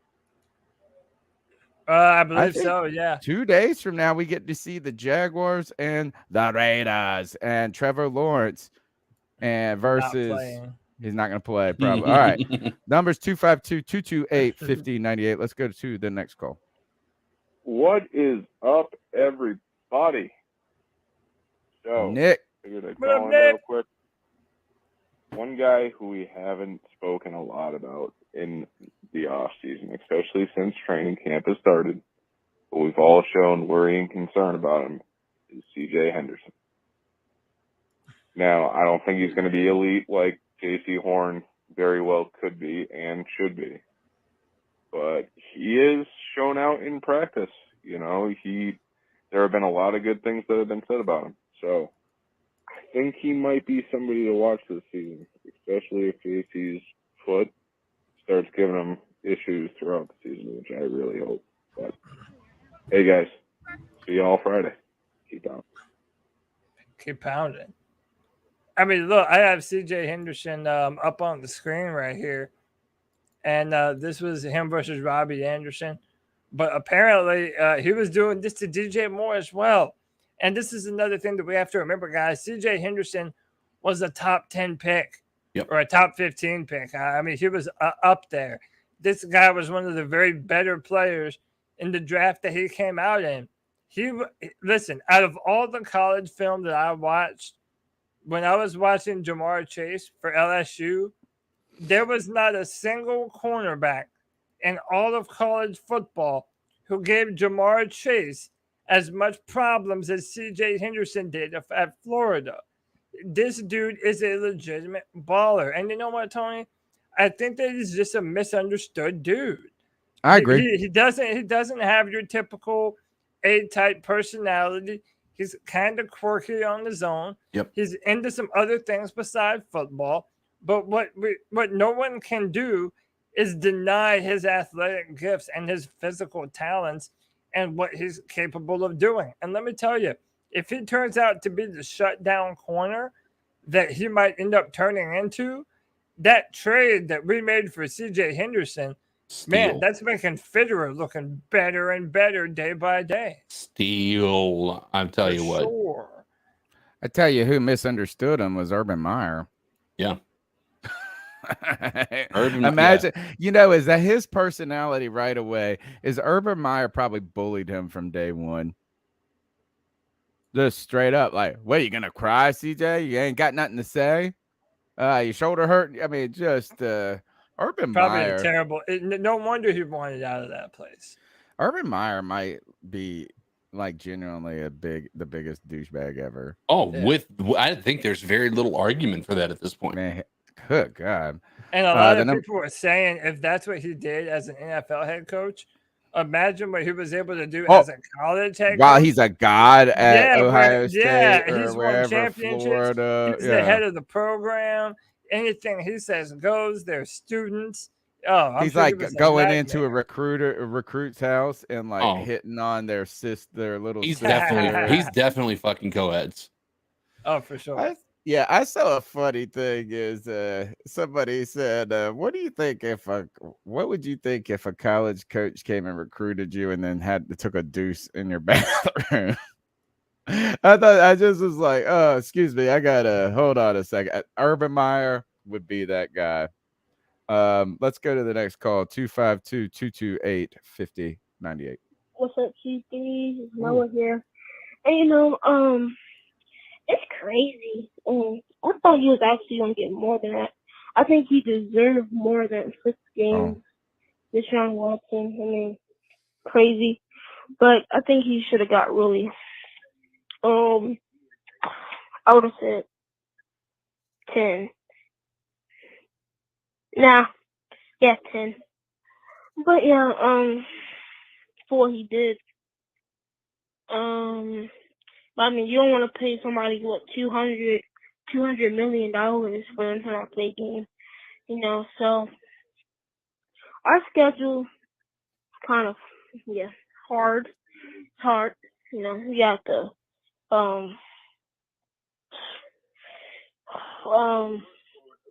we got a lot of good teams. Let's just say that. Super Bowl contending team. And what else? Darnold is actually looking not that bad, I was gonna say. It's not that bad, but Baker looks very good.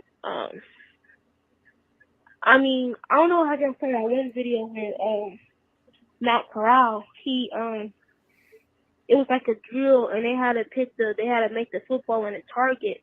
I mean, he hit it spot on. And that's absolutely amazing. Looks good. I think he should sit for a little bit let him learn from all the other quarterbacks, and then put him in the game and see what he can do. But keep pounding. I'm out. Peace. Little Noah, man, I'm telling you, Noah's going to take the mantle of C3. Nick, and no, he's not a grown man. He's a young man. He's a young man who knows, who's got more sense than about 80% of the world, 90% of the world, more than me at this time. I mean, think about this. He just said this, calls in, weighs in on Deshaun Watson, says, hey, man, it's a light punishment right away. Less games. Where's the money at? That's what I want to say. Where's the money at? No, there's no financial penalty, and that's how you really hurt rich people. Right. And I know that, like, I'm not talking about fake penalties. I'm talking about real ones. You know what I'm saying? Be like $40 million. How about that? We'll take a whole season worth of you. You could do this, as I would have said, you get 10 games and a season's worth of pay. And if you want to fight it, then we'll just suspend you for a season. On top of that, no, I mean, I don't know. I mean, obviously they can't do a lot of those things.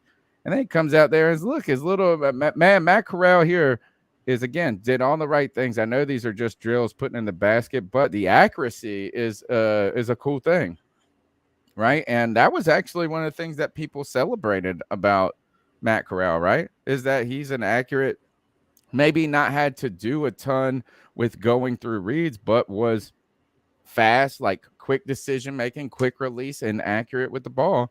And he's shown all those things. That and then some.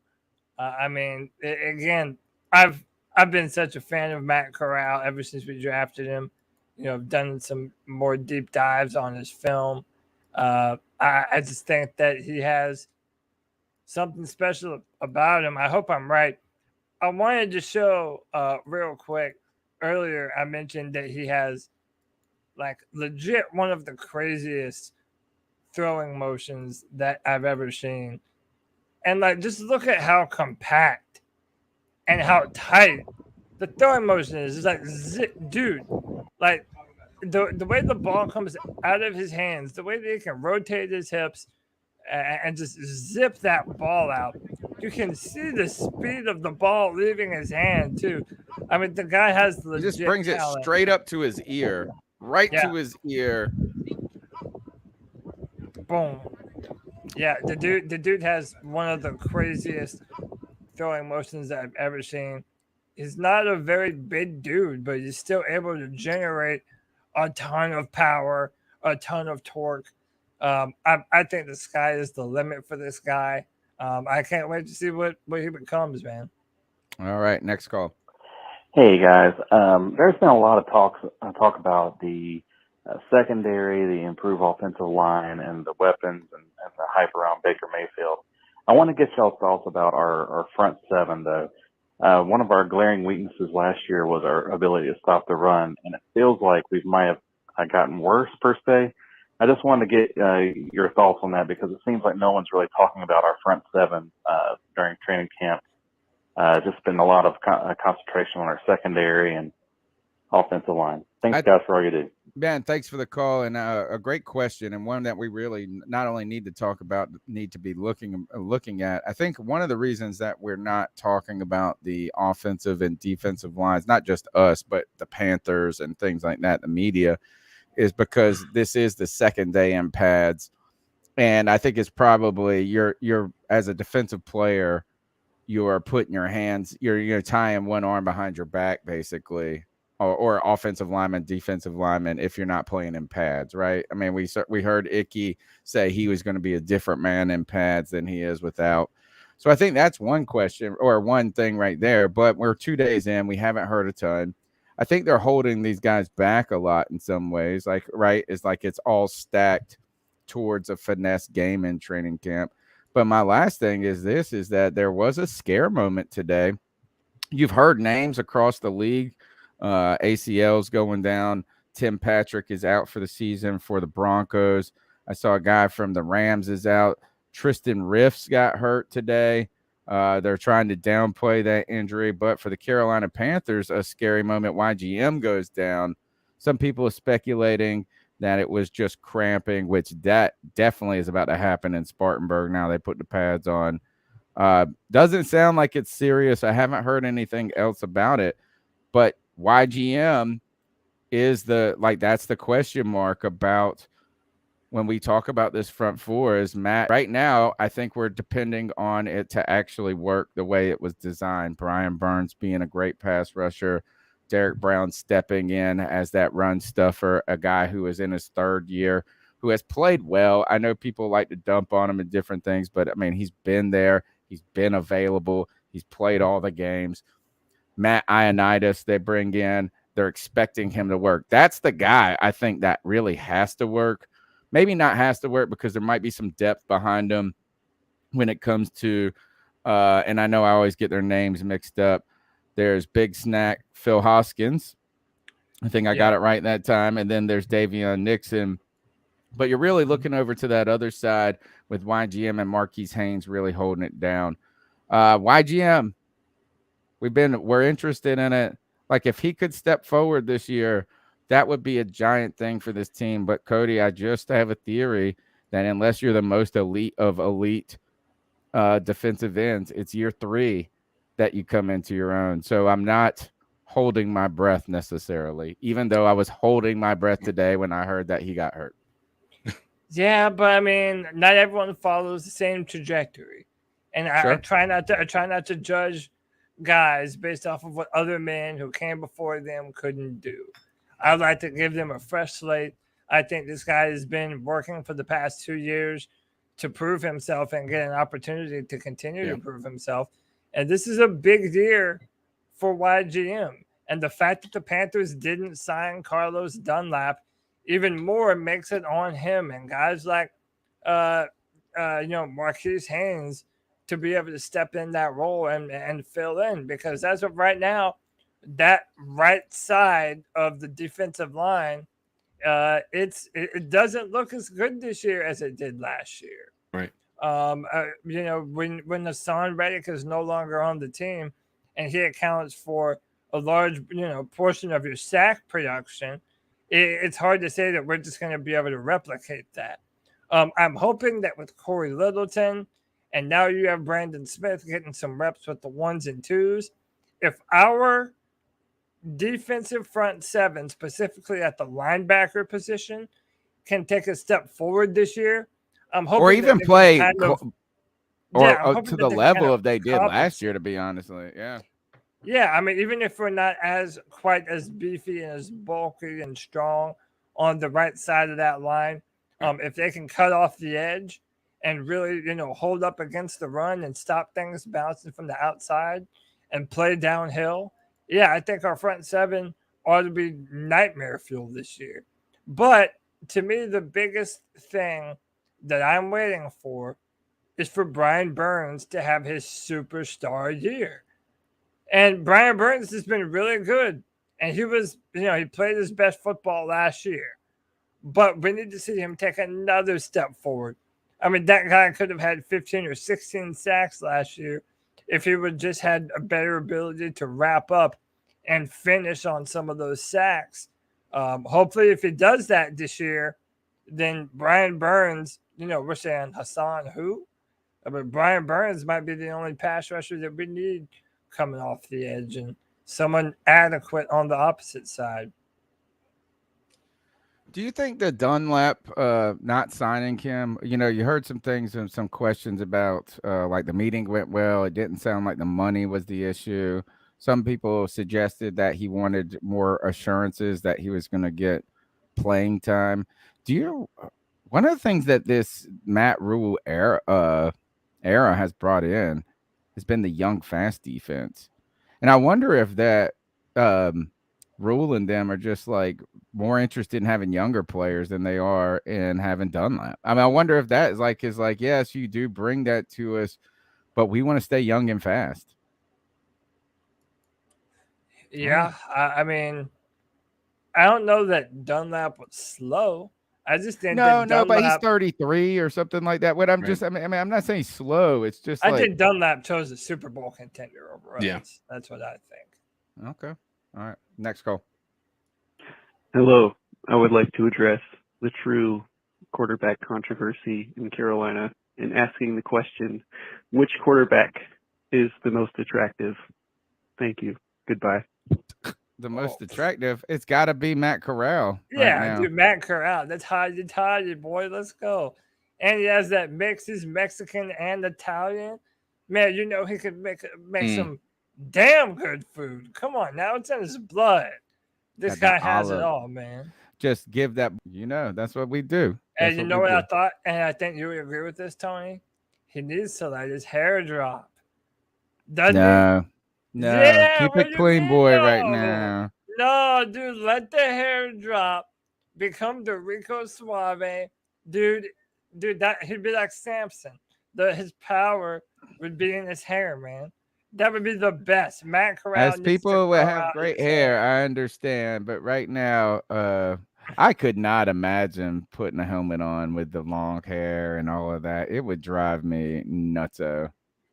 I don't even know how them guys do it. I would just shave my head if I was playing football all the time. But And there's no, no it's pause on this show. No pause at all. We keep going. We like it this way. it's easily Matt Corral as the best looking quarterback at this point. I mean, there's an argument for Baker Mayfield, to be fair. I was about to say, you don't Not think what the Baker's goofy gap tooth, like it's like kind of like it's like endearing, it's like kind of like the Strahan. It's the Jennifer Garner nose before she got the nose job. Tony, I think you might be a bit wrong on that front, dude. I think Baker Mayfield is widely seen as a pretty attractive guy, to be honest with you. Really? Yeah. I think he kind of looks like I would ask don't the know. chat room, but it's I tell you who sausage is the fest least in there. attractive is Sam Darnold. He looks like poor Sam. I'm trying to. I wanted to say some things, but I'm not trying to pile onto that guy. That dude's got. I know. It's just his eyes. He's just like, hey, like it's just crazy eyes. Right. Crazy eyes. We'll have to ask the ladies what they think. Who's the best looking quarterback? Because I tell you, the best looking quarterback ain't on the damn team. It's Cam Newton, baby. Oh, shit. Oh, next call. Locks Lane. Oh. Y'all gonna be surprised when Darnold on that job. Baker, he's a popular pick. But Sam Darnold, he's not gonna lose it. He's not gonna Can't lose understand that job. any of this. Sam Sorry. You sound like you're talking through a speaking spell, bro. You have to call back. I thought it was my stuff, but no, it's not. All right, let's go to the next call. Hey guys, this is Jedi Jor. I'm gonna try to make this quick. So I've been listening to, the local sports talk, in particular Kyle Bailey, and he's been ranting about, a lot of different fans who, don't want to see the team really do anything this year, just so they can see Matt Rhule get fired. And I had to do a little soul searching because I've found myself being like, I don't want to see this team win 10 games, make the playoffs, and get knocked out of the first round, and then just see it go right back again with Matt Rhule. And I really had to think about, all right, we know that the players play the game and the coaches coach, and not all the time the coach is responsible for winning. That's whatever percentage you want to put onto that. So I'd look back in the last 10 years of coaches that actually won the Super Bowl, because, that's the goal of, all of this in fandom in general is, you want to win a Super Bowl. So over the last 10 years, we have Sean McVay, who's probably a big, he's regarded as one of the biggest sports minds today. We have Bruce Arians, kind of a mid coach. He had Tom Brady on his team, though, so he kind of counts as a coach as well.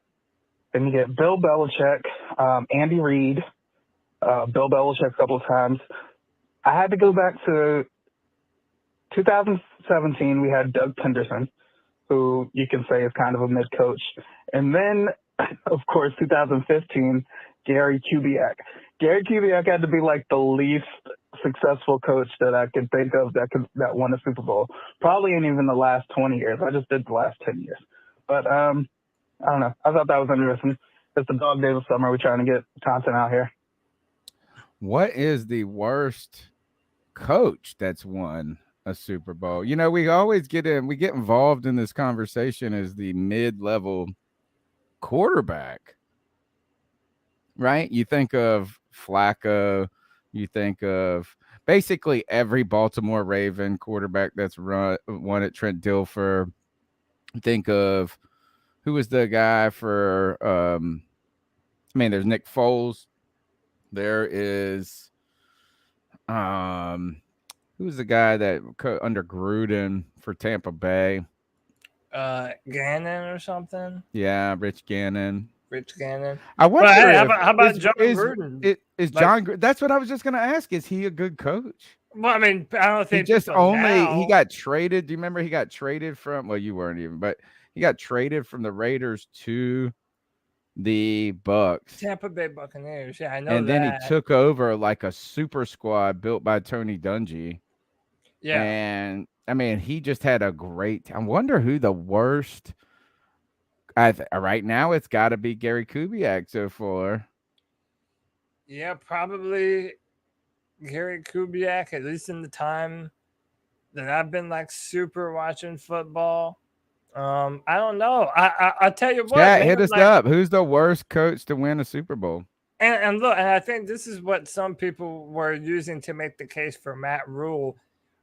Zach Taylor for the Bengals for 2 years prior to their Super Bowl season last year.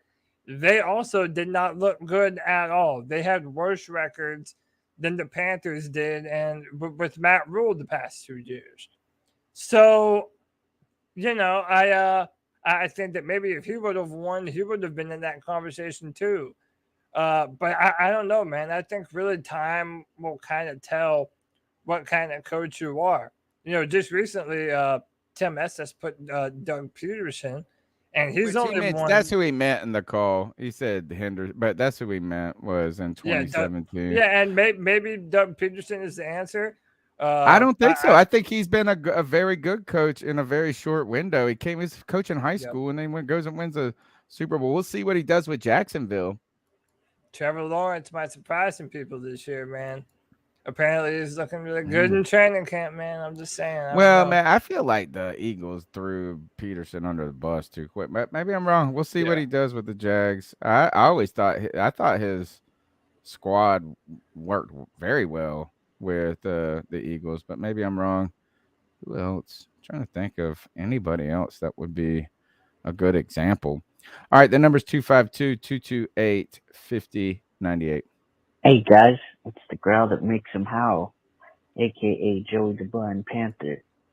And I wanted to call and ask you guys a question. And I was thinking about this for a while. Is there a team that's on our schedule that people aren't afraid of, but maybe they should be? Because I have two. My first one is the Indianapolis Colts. And the reason that is because we've got Matt Ryan on that team, and I think he's going to follow that trend that you've been seeing with we don't Brady play the and Colts, Stafford about the Super Bowl, because he left the Falcons, which we know them. We know what they're up to, which is not really, basically no good. So he's on a much better team. He's got much better surrounding talent. He's got proven coaches. The front office up there knows what they're doing. That team could do something this year. And the other one is the Giants. And the only reason I say the Giants is, and this one I think we probably will win, but the Giants aren't going to be a pushover. They did bring in a new coach, a new GM. They had a really good draft. They upgraded their offensive line like we did. So they're making some moves. They're trying to get better. And they already beat our asses 25-3 last year, but I think that had more to do with us than them. So I just want to know what you guys' thoughts are on that, and I won't leave you hanging any longer. I know what you want to hear.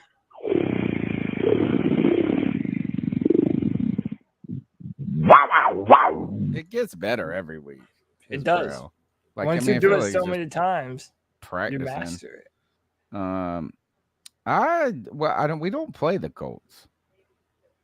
Even though I really think the Colts are going to be good this year. You know who it is? I'm going to go with this. The team that is going to be better than people are thinking is the Ravens.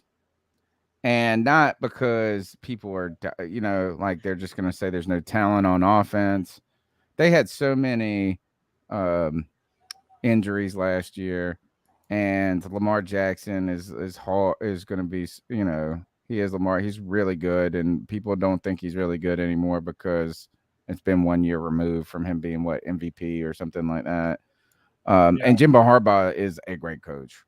So I don't feel like the Ravens are. It is for me. It is the Ravens, and I think people. Do you guys? I'm assuming that most people think that the Broncos are going to be good. Yeah, because of Russell, and normally that's what happens. They had a history of whenever you bring on a quarterback, they did it with Peyton. They were able to kind of do that. So I understand why people are picking. To me, the surprise teams are going to come out of the AFC South. It's either going to be the Jaguars or it's going to be the Texans. And to me, those are teams that have a good bit of talent that people just are kind of sleeping on. You wouldn't think the Texans, but their quarterback, Davis Mills, had one of the sneakier good rookie quarterback seasons of any of the quarterbacks last year. Like, he really did turn it on. But I think Jacksonville, out of all the kind of dumpster fire bottom feeder teams, to me, I think Jacksonville really has the potential to be that. Think about drafting Travis Etienne in fantasy this year, because I think that dude is about to have a great bro. I'm in my fantasy in like the dynasty league I'm in, which is very hard. It's a very tough league, and that you can keep players for 5 years. You gotta. I won it 1 year, and the reason I won it was that I drafted Alvin Kamara 3 years earlier as a rookie, where nobody knew who he was, and I got him in the 13th round, and I was able to keep him for 4 or 5 years.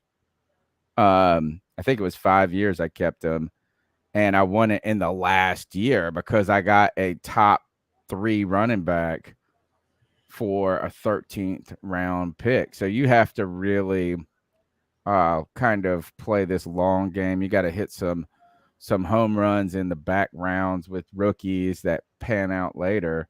But my draft right now, all my keepers were 10th. I kept Trey Lance in the 10th in case, and it's really not for this year. It's for next year. If he really turns it up and becomes like a balling ass player, then I'll have like a top, hoping a top 5-10 quarterback in a 10th round pick. That's the goal.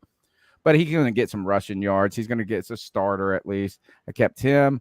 I kept Elijah Moore in the 14th from a wide receiver from the Jets. I kept Terrace Marshall Jr. in case someone gets hurt and he all of a sudden becomes a big deal. And I kept Dallas Goedert as my tight end in the 17th. So all late round picks.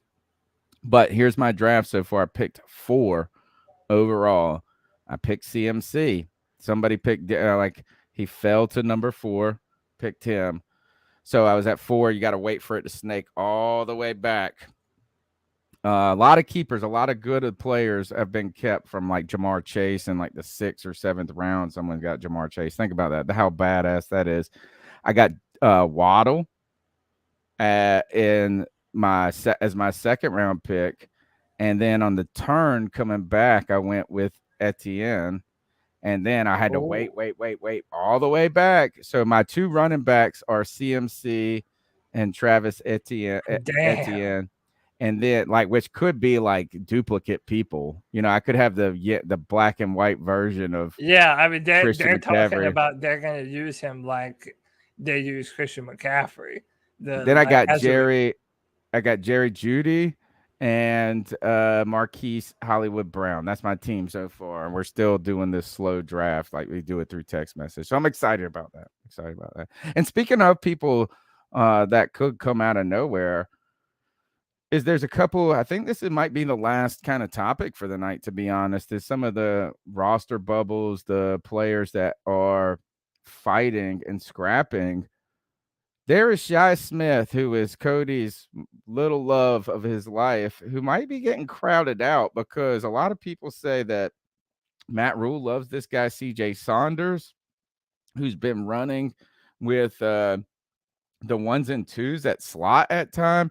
And the other, and I misspoke and misasked Vashti on the beat check last week about who the heck is doing punts, but I think we brought in actually our boy across the pond, Rich Kingston, reminded me this is Andre Roberts was brought in specifically to do this.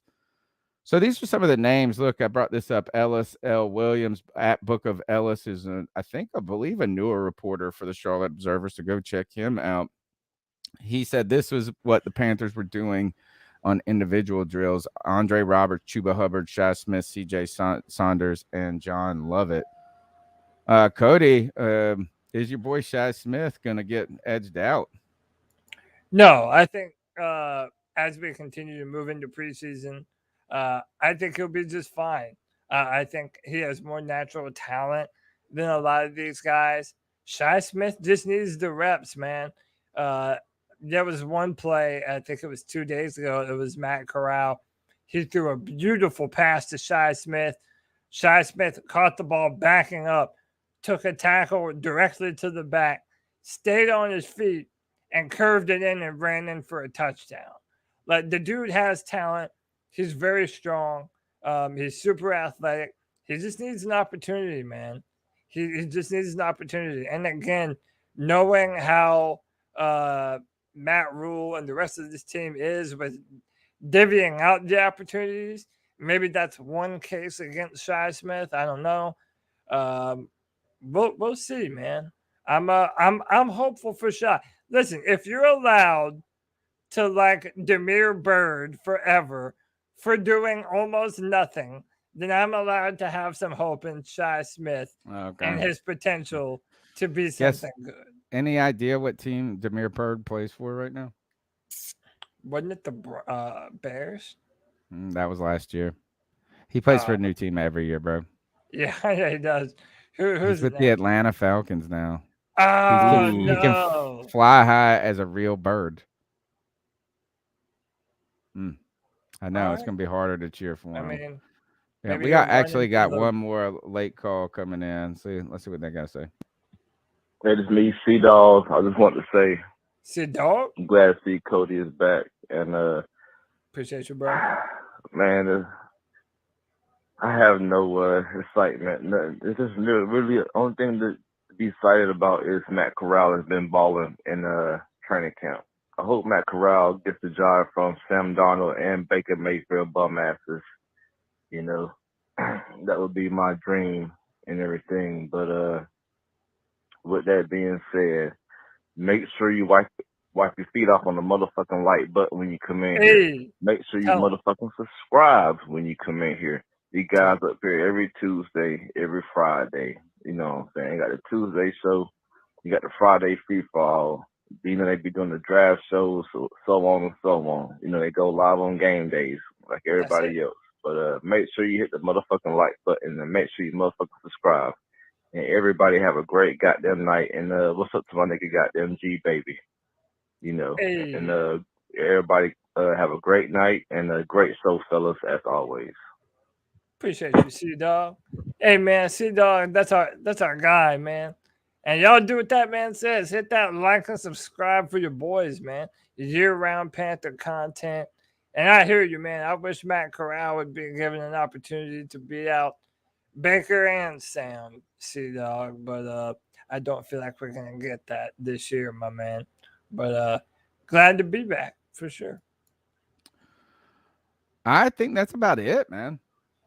To be honest, like, I mean, we Yeah, I mean, really? I mean, we got to do the ice up pick still. Like, that's all our calls for tonight. I mean, am I missing anything? I mean, have we missed?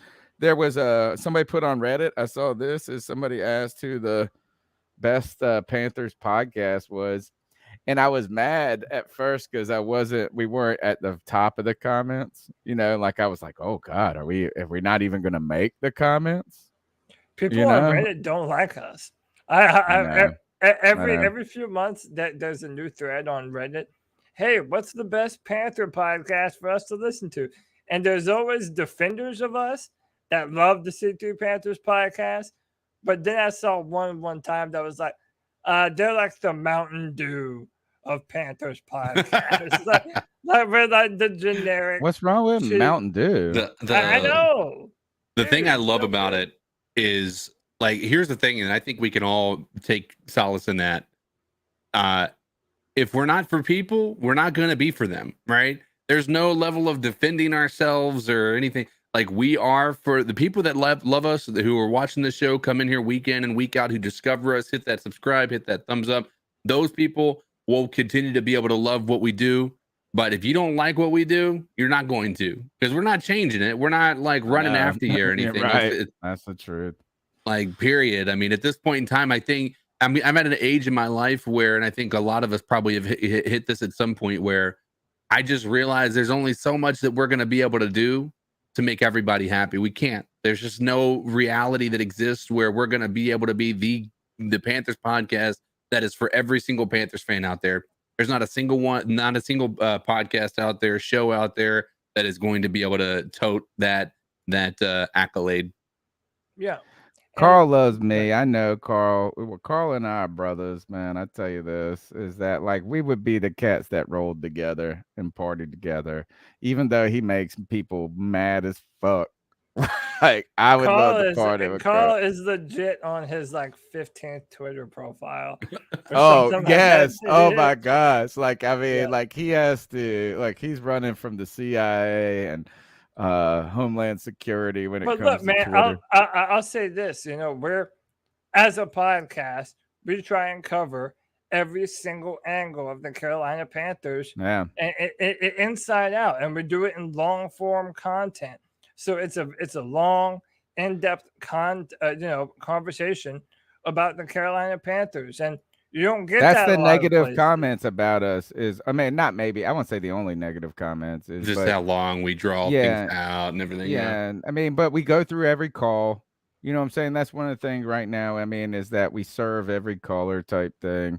We just keep going, you know, we do it because we love it. And man, if people weren't watching, then maybe we wouldn't, you know, actually keep watching. But if you saw that, I wanted to ask you guys, what speed do you listen to us on? Well, live, these guys are going to be one times at this point, right? You can't listen to us any faster than our live feed's going to allow you to. But the people watching us in the VOD or, you know, listening to us while they're driving to work, I think they love the fact that we do have it be, as you know, we do have it be. I don't know if that's the proper way to use grammar there, but we do have the long form content that allows those people who are driving over long periods of time to have something to listen to.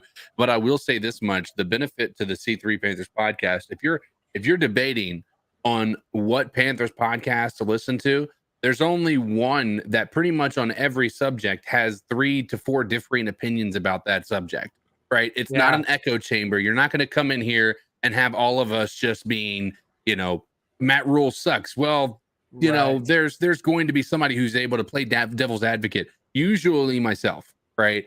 Or, you know, occasionally me and Tony will be on the same side, but me and Cody a lot of times have differing opinions for the majority of what we talk about. And so you're going to get all avenues of that. So if anybody's debating on which one to listen to, you've got 3-4 different opinions to be able to find out, you know, kind of get your maybe even sway your opinion. So hit that like, hit that subscribe. And if you don't, I have one thing to say to all you legends: subscriber shame.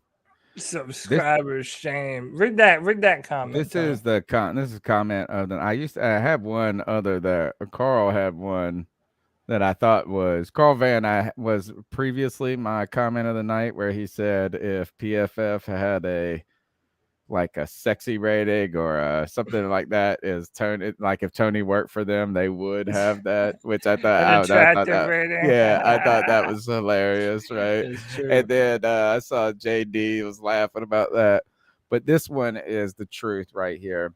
And we're actually, I'm not going to make a comment on other people's podcasts. Like I don't know.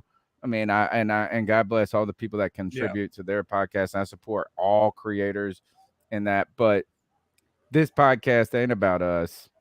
At least it's not about me. I tell you that is that this podcast, the only reason it exists is because we've been developing a community. And that has been the whole mission from the beginning. I told you guys from the time, Cody, you started calling into this show, the way I think about how we picture this podcast, or I picture it, is us riding together in the car on the way to the game and on the way home. And what do? You talk about the crap ridiculous for 4 hours. I mean, literally for me, it's a 4-hour drive home. But like, and that's what I never wanted to be a journalist. I never wanted to tell people what to think or what was right, but just to conversate about something to me that wasn't politics or my wife or my kids or my family. Yeah. Is like, I can say fuck the Falcons, and now the first thing that Damiere Byrd has ever done wrong is play for the godforsaken Falcons. And you know that the fan community thing, that is easily one of the biggest things that we do here. Look at all the personalities that are spawned from this, man.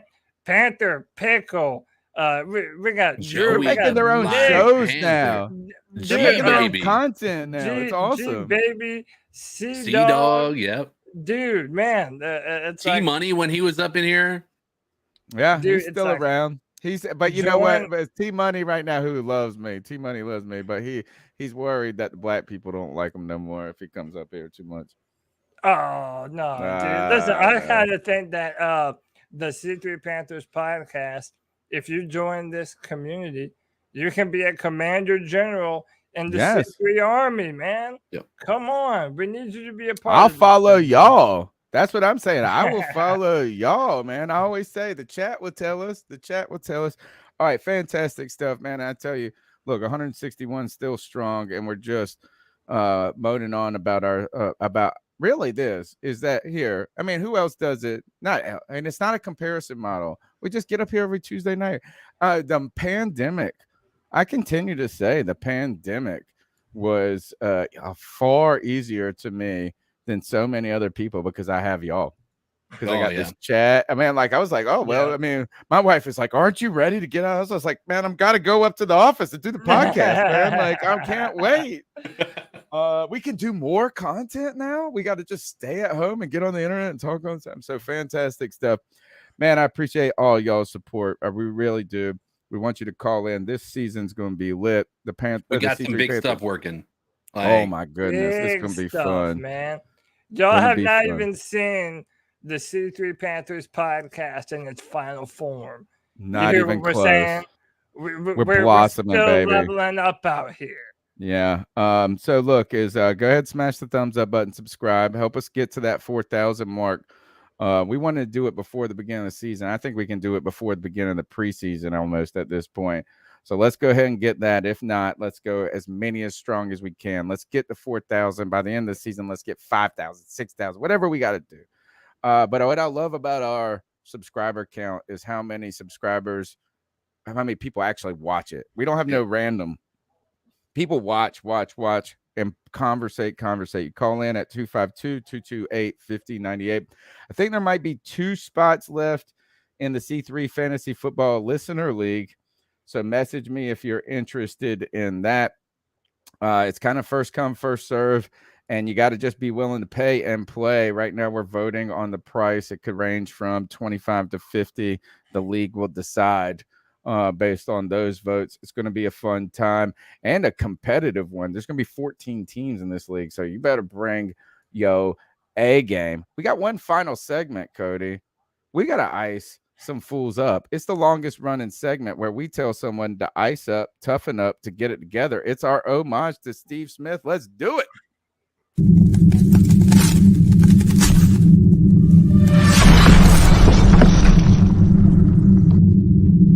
up, son. Ice up. Bro, we've been doing this since the beginning, since that 2013 Monday Night Football game where Steve Smith reminded us that we got to tell the weak ones, the people that ain't got it together, the ones that got to toughen up, they got to get it together to ice up. Who wants to go first? Because I got to troll back through our messages in a video someone sent. I hope it so. Y'all go ahead. I hope y'all got it. Yeah. I got something. Go ahead. So look, if you're going to be on a track and field, where people are competing, just make sure that you're not in the way when it happens. Unlike this poor lady. Oh. Oh God. and Oh slow God. Oh pushing. God. Oh God. Oh my God. And it could have been worse. It could have been so much worse. He could have headed her to the chin. He chested her. Oh. But look, it's What like she looked No away. jaywalking. Oh, and you know Bro. what? You know what's even worse? They didn't give him a redo, I bet. No, but no, you know that she was looking back at the monitor, and the whole time she's looking backward, she's looking at the camera, seeing herself about to get annihilated by this Destroyed. dude Oh who my cannot God. stop in time. Do you remember when Mike Tomlin was standing on the field and Yep. he got in Yeah, so trouble? they He tripped said him. that he saw himself on the monitor and that's why he stepped aside. This girl had no reflex. One more time. Bro. Oh, Ice up. that's a concussion right there. Yeah. Oh. Poor lady. Ugh. Carl said Is his that ass Wesley is Snipes? Yes, he's bringing the heat tonight. In Demolition Man. Oh, That's it perfect. did look like man. Oh I my was gosh. I was thinking Dennis Rodman. That's what I was thinking. Was Dennis Rodman. God. Oh, All right. man. So ice up. All right. CK, you ready? Listen, I hate to be the one that always does the low hanging fruit, but I mean, at this point in time, I've just got to ice up the NFL for their decision to simply with regard to any of the decisions, the punishments that's come over the past 2 days with Deshaun Watson to the Miami Dolphins. The Miami Dolphins one is interesting because they've admitted that he had said exactly the things that Brian Flores has said that he had said, but they're saying that he wasn't serious and that there's no evidence of wrongdoing. Just joking. Right. Yeah, he was just kidding. Like, I don't know. Like, I feel like it's important that I ice up the NFL for this disciplinary process that they have, that they want to have consistency across the board, but have failed to show any sense of consistency when it comes to actually disciplining players or even the owners or anything like that. At this point in time, that's all I really got to say is ice up NFL and their current process to discipline those wrongdoings that exist out there. So ice up. Oh, don't one plug is tomorrow night Battle Royale 8 p.m. We go on and hang out with One Carolina. Yeah, man, John from One Carolina. That would be real fun. To talk about this quarterback position. I know that Cody will be bringing the heat. All right. My ice up is, first of all, this is probably, you might have to ice me up because this person may have died by this point. They were in critical condition. I think I know what you're going to On show. top of this, you guys sent this to me, and I've probably watched it 9 million times. Oh my God, showed it. bro! I have sent to. this to our chat. It's some Final Destination shit, man. I have to ice up this monitor, not the person. But how do you do this and not kill the person? Make sure the volume is off just in case. Okay. How do you not kill the person? You know what I'm saying? So this monitor, this is getting the ice up. It's one of these giant screens up here. Watch this, girl. Boom. Oh, look. One more time. One more time. It's going to go. Watch this, girl, right? Or guy. Bam. I mean, how did their head not explode? Yes, I think Like, I given to this big mirror monitor the ice up for not doing the job. I've noticed that Tony has a fascination with people almost getting killed. And dude, when I first saw this clip, I'm like, oh, I have to send this to the boys. Oh, Like, I've dude, I have to. Like, oh man, have y'all seen Final Destination? Like, that's literally like some Final Destination shit, man. I Dude, like how we all call her too, and it's like it's a Hong Kong band. Like it's a very good chance it's like some dude like us, but still, it could be a girl. I've been calling her a girl all week too. Oh my gosh! I mean, I'm telling you, I can't. I've watched this so many times. How it drives this individual is that direct, like not even like a hammer into the ground. It made that it made the one we did. Remember the one I threw up there with the girl with the kettlebell? That looked like nothing now. I'll take a kettlebell to the throat. Remember the lasso hook to my God. Oh my goodness.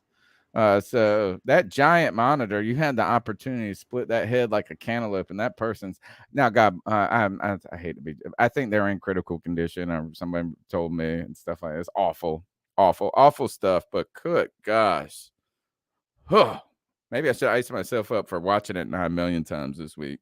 Yep. And telling, like, I'm like, hey, check this out, man. Watch this person, watch it, and everybody's like, the face. You should see my face when you sent it. I know. Oh, dude, yeah, Well, I was after you had played that clip of the woman throwing the thing up, the and kettlebell thing up. Yeah, I'm like, oh, dude, Tony's gonna love this for sure. Apparently he was in critical condition, but he's not. Yeah, and there were male dancers. Now he's fine. He's fine. Yeah, He's back on the stage. Is he really? No, I was like, what the fuck? That dude better. Like, he's gonna be afraid to do any type of dance. Dude, he's gonna I would hear that never music go and immediately like have a panic anything with attack. above a 8-foot ceiling. I would not walk into that room. Like, nope, you got 10-foot ceilings. Fuck that. I ain't coming in this bitch. Oh wow! Apparently, a week earlier, they had a performer who fell off the stage. I heard about that. Yeah. Yeah. But yeah, I don't believe the guy is dead. So no, we This did is not like just some show y'all a dead murderers. Have body. you seen that show, Murderers in the Building or Murders in the Building? It's a Steve Martin show or whatever. was it 4K? And it's got the and Selena he's like, Gomez. yeah, and who's the other guy? He's real. Steve Martin, and so he's the director guy. He's like he went out of like he lost his director job because he put on this play on Broadway, and it was called Splash. And they were gonna they spent like all these millions of dollars to put a pool in, and they had these guys dive off, but the floor didn't open, so it says Splash went splat. Like that's like the level of this show. Dude, some of the comments are hilarious. High definition is so good you can see heaven. Oh, but was it 4K? Gosh. Oh, man. dude. All right, so ice up. All right, that's the C3 Panthers podcast brought to you by CarolinaCatChronicles.com, where every Tuesday night we chop up the latest Panthers news and opinions from the fan perspective. Look, I don't take myself seriously, but I take what we do seriously. That's why we show up every week. We have a great chat. We have great callers. I got a great panel here. I covered you on Friday, Cody. Guess what you have to do for me on Tuesday? Cover for you. You know I got That's you, bro. right. I'm gonna You know be in the Caribbean, sort of. Yeah, man. I'm gonna have to figure out a clever way to do the cat calls. Yeah, that might be the hard part. One thing is that maybe I was thinking about this is that if you download them and you put them in VLC, if you share that screen, because it sounds like when you share tabs, it sounds like they play them. That might be a way to do it. So if not, you guys might have to go a week without the calls just for once. We'll try to figure it out. But But we do the best we can. We're not going to miss next week. We got tomorrow night with John from Panthers One Place Battle Royale. After that, we'll do the beat check. Bust that out. Friday night, Friday free for all, where you guys can jump in and lead the show, not just conversate, but be the show. Man, you guys are fantastic. Cody Lack, thank you so much for being my wheelman. How Yes, can they sir. follow you? You can find me on Twitter at Cody Lack, CODYLAC. On my written content at drafttech.com, where I am the analyst for the Carolina Panthers. That's drafttech.com. And yeah, be a part of the show every Friday at 7 p.m. Your opportunity to join the C3 Panthers podcast. Be a part of the show on the C3 Friday Free for All. It's always a great time. It makes for some incredible discussions. You know, it's a whole nother podcast in and of itself, whole different feel and vibe. You know, Tuesdays we get the four of us, you know, me, Tony, CK, Greg. Friday is for everyone, man. That's why it's a free for all. So come be a part of it and check us out. CK, how can they get after you? You can find me at Codizzle Allen on Twitter. Right now, oddly, I don't know what's been going on, but my Twitter has been getting blown up a little bit. I've had I know it sounds like blown up is a little bit out of proportion when I say this, but just in the past week, I've gotten 30 new followers over there. So if you guys want to go show up, I've been during the day, I've been watching training camp. I feel like I've had some pretty good takes, responding to some guys out there. So, come show some love and, we'll keep talking. Now, keep in mind, we're going to do the show, me, Cody, probably Greg next week without Tony. On Thursday is FanFest. We are going to be there, meaning Cody and Greg and myself. We're going to go to FanFest. So if you guys are interested in hanging out, meeting up, whatever that may look like, feel free, come on by and we'll be happy to, just enjoy each other's company for a little bit. But we'll try to at least do some content while we're there. So we'll either have something to upload later or try to do something live for you guys at that point in time. So and two things. No, my crippled ass will not shake your hand, but I will take a picture with you. So come on, bring it on over. Bring it on over, baby. All right, great stuff, man. We'll see you tomorrow night, Friday night, all the other nights, and on the social medias. Cody Lack, take us out of here. C3 Panther Nation. Until next time, keep pounding.